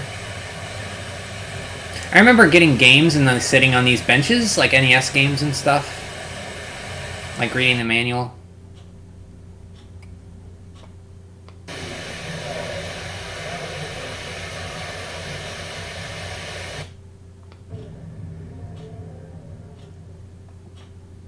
Hi everybody, welcome to Indiana, Pennsylvania, welcome to the Allegheny Mountains, and welcome to the beautiful, dead Indiana Mall. Before I even get started on this video, I just wanted to thank you all. Never thought it would take off the way it did. So this thank place you. right here, this used to be Capri's Pizza, which was an awesome pizza place, and my arcade was right down here. I don't know if he'll go by it. It was called Aladdin's Castle. So I went to birthday parties here. That's where I played my first arcade experience with like Turtles and Sunset Riders and Street Fighter 2, Mortal Kombat. And there was a pizza place right here, which I'm sad to see that's closed. But they had really good pizza. And these cool booths with like these little TVs you could put money in, and they like you could watch TV while you eat. It was kind of cool. I don't know if he'll go. I hope he goes down by all the. of your support over the years, and if you're new, welcome. But the arcade was And right thank you down for helping here the channel because this grow. was the movie theater over And, here. Well, here's And the Aladdin's 40,000 Castle was right more, here. or should I say 60,000? And hope that I can get a play button at this point. But anyway. So it looks like I it's figured to H&R celebrate Block 40,000 now. subscribers, I This would used come to back be Aladdin's Indiana Castle Mall right and do here. a video here again. As you know, this was one of the very first malls I ever did. I think Electronics Boutique or Babbage's used to be right here, where you could go in and look at games and computer stuff. Well, not the first video at a mall that I had done. This was, I think, the third, but it was my favorite when I got started. I love the aesthetics. I love the colors of this place. Back to 2018, you would think that it's a little. And there's the better cinema. than Let's see what movies are playing here. back What then. year? Anyway, West Side Story. Oh, this is 2021. This is this summer this was taken. So West Side Story, No Time to Die, which is I still want to see No Time to Die. I like James Bond movies a lot. I want to watch that. What's that other movie? welcome to the Indiana Mall, and as you can see, not a whole lot has changed here. It's still dead, and That used to be we're walking Kmart. Right now, we're coming up on the old And Kmart. Over here which is was closed in my original video. the Capri's And Pizza, fortunately for and then me, the Spirit arcade was Halloween down had here. moved in and or had previous. opened for the season. And if you haven't seen that, and let me know what you think. In the latter half of 2018, when the whole company filed for Chapter 7 bankruptcy. We're getting into the bathrooms here. It was so vintage in there, and that's really how the whole mall is. It's vintage in the terms that it really never has been updated. A lot of the aesthetics are the same, and the colors and whatnot, it's seen very little updates, but that's what makes me love this place, because a lot of newer malls nowadays are bland, especially Simon malls. They're all, how should I say it, they got a lot of white paint in there, and they're all bland. I like the colors of these older malls, and how small they are too. There used to be a Hallmark store. My mom Indiana loved that Mall store. may be dead, but it J.C. holds its Penney's own, is closed mainly now. I because think they're we're still closed. No, wait, over they an might still be hour open. away I'm from not sure. Pittsburgh to the east. We're about 50 miles east of Pittsburgh, and there's really no major competition to this mall. One mall that Well, there was did the compete Regency with Mall. Indiana Mall was the Regency Mall. Yeah, which is okay, you right down mentioned the road that. from here. Which I used to go there. It was And like a that Hills was closed there. years ago and has since been demalled. They used to have and an you don't arcade even machine in the recognize it front. anymore. So this mall still holds its own in this rural area. It's, I don't want to say the premier shopping destination, but it kind of is, and that's why it can survive today. And as you saw in the driving segment, even though Sears and Bon-Ton and Kmart are all gone, they still utilize some of these areas. And rumor has it Bon-Ton is going to become a Dunham's Discount Sports. So we'll see. I haven't seen any updates on that, and I'm sure they're in the year before turned off and they're gone, and other ones became planners, but at least they still have. But currently, I got lucky when we were here. We didn't run into any security at the time, though. Security they were nice, and all was well. And that's the whole point of this video. It's weird Just seeing walk it this around empty. and Like, I remember reminisce going and there, take it was step just back in packed as a time kid. and appreciate the aesthetics of this place and just how vintage it is. In case Because this was anything bad would about happen, like it would close or they would update 20 it. miles, I 15, mean, we got close. 15 miles from In me. 2020, the mall was turned over to the bank box stores that they do have here, and just enjoy a step back in time. Maybe 15, 10 miles Anyway, away. with that said, I'm going to take off. Thanks again for helping us have an Indiana Mall-licious day on Kayla's behalf.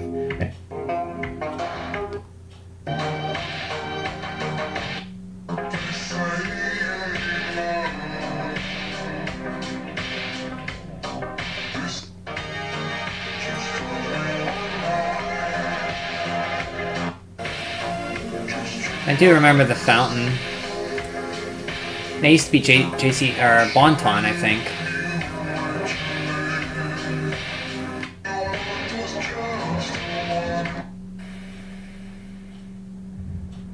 awesome. When you Yeah, I come don't to the know why point they where you just took put your the sign on the sign trailer down. They and put it call on a a trailer day. there. That's weird. And before anybody thinks, oh, it's because they're doing construction here, it's not. This was like this long before they started doing any road work here. I mean, maybe they took it down long before the road work started to just hook it up and strap it their way. My dad used to work right in this building down here. I mean, maybe they took it down long before the road work started. And in this building right here, my dad used to work, I think. But I have some doubts on that. There was a bank my mom went to Maybe up it'll here. get put And then we there. got Chinese from this place. But Oh, either this way. place is still open? Interesting. That's hilarious. Just strap it down to a trailer and call it a day. That's it. I just wanted to go through that. Just see my old mall.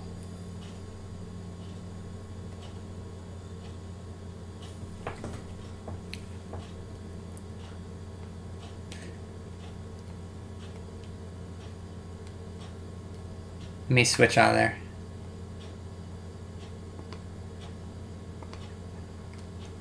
So thanks for watching. Let's see what you guys are saying.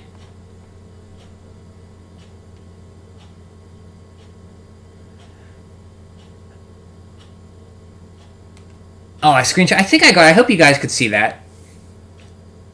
I was asleep when this started. I didn't get. Yeah, Turbo, welcome. Yeah, it was over 2.75 hours ago, Turbo. Sorry you didn't get first comment. I know your goal is to get first comment on all my videos. But welcome, Turbo. How are you doing, Turbo? My first Shotton Mall got torn down to make way for Walmart. Oh. So it's no longer there. I'm lucky that mine's still there. I'd like to go back to it before I move, but I don't think I'll get the opportunity, so that was cool to see it. Is it in black? It's not in black and white, Lemon. What is a dead mall? A dead mall is a mall is a place that was popular in the 70s, 80s, and 90s, peaked in the 90s, with a whole bunch of stores under one roof, so you could shop in bad weather, or just congregate with people and just shop and buy stuff. Arcades and pizza places and just all kinds of retail chains. And most of them are dead now. There's still a few hanging on, but there was everywhere in the 80s and 90s, and they're now kind of dead. Ryan says, back in my day. Yeah, basically, yeah. It's like your constructed brother, Brian. Oh, that guy talking, yeah. His channel's kind of cool, because he has lots of videos about old malls, that guy. No, but the mall that they filmed Dawn of the Dead, Lemon, was filmed in Monroeville, PA, which is very close to where I live, maybe 20 miles away from me. Where I currently live, the Monroeville Mall. And people every year around Halloween, I think they walk the mall dressed as zombies. It's not quite dead, no. Yeah, it's in Monroeville. If Lemon's still here, yeah, that's where the one that they filmed that Night of the Living Dead is. No, that's not the guy narrating in the video, I was talking over him because I was just kind of explaining what I remembered from the mall. So I was narrating over the narrator, Turbo. No arcades in Germany? I wonder, maybe back in the day, I don't know if you had any. That's interesting. So I guess some countries don't have arcades then. I've seen them recently. They are decent.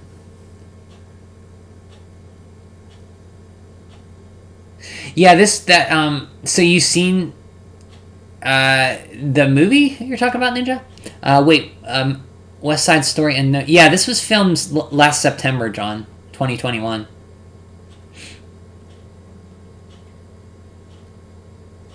Yeah, look in the store placement I mentioned, like where Kmart was and where the arcade was. The stores were still there, but they had new tenants. So the arcade is now a H&R Block. I think Kmart is now a Spirit Halloween store. Babbage's is now, or Electronic Boutique, or GameStop is now like something else. Yeah, Little Chad Bryant Braun memories. My experience, each region had one mall that's still doing okay while the others are dying. Okay, has one mall. No, arcades are illegal in Germany. Oh, okay. So you never seen a mall in Lemon. So that might have been... Hopefully you found that interesting. If you didn't know what a mall was. It is basically a big capitalism place where people would go and spend money during the 70s, 80s, and 90s. So it was a whole bunch of shops where people would congregate and spend their money to buy stuff. Goods and services in exchange for money. So my mom would come and take me and drop me off and pick me up later. And it was like I was free there to just wander around for a few hours and go in the stores and stuff. Or the arcade. And that's where I watch movies. I think I watched the Star Wars prequels there. I remember watching Grumpier Old Men there. They fall under gambling laws. Okay. I guess that makes sense. But arcade games aren't... I guess, yeah, you put in money and you're not guaranteed to win. It's all up to your skill, so I guess I could see that. It's kind of hard to think of arcades for me as gambling, because, like... I don't know, I guess you could kind of think of them as that. Anyway, I guess that's it from me tonight. I hope you enjoyed that. I only did one tonight because this was over almost 3 hours for one issue of a magazine, so that's a little long. So I'll do the next issue sometime. We'll be looking at Nintendo Power issue number 45 from February 1993. That is, I don't want to spoil the cover, but I'll give it a little spoil. What the heck will tickle your fancy. Here's the next issue we're looking at. You see Pugsley from Pugsley Scavenger Hunt on the front here. And this nice little beehive. But that's it for me tonight. Thanks, guys, for tuning in. And I'll have a great night, everybody. I'll see you again soon. Goodbye.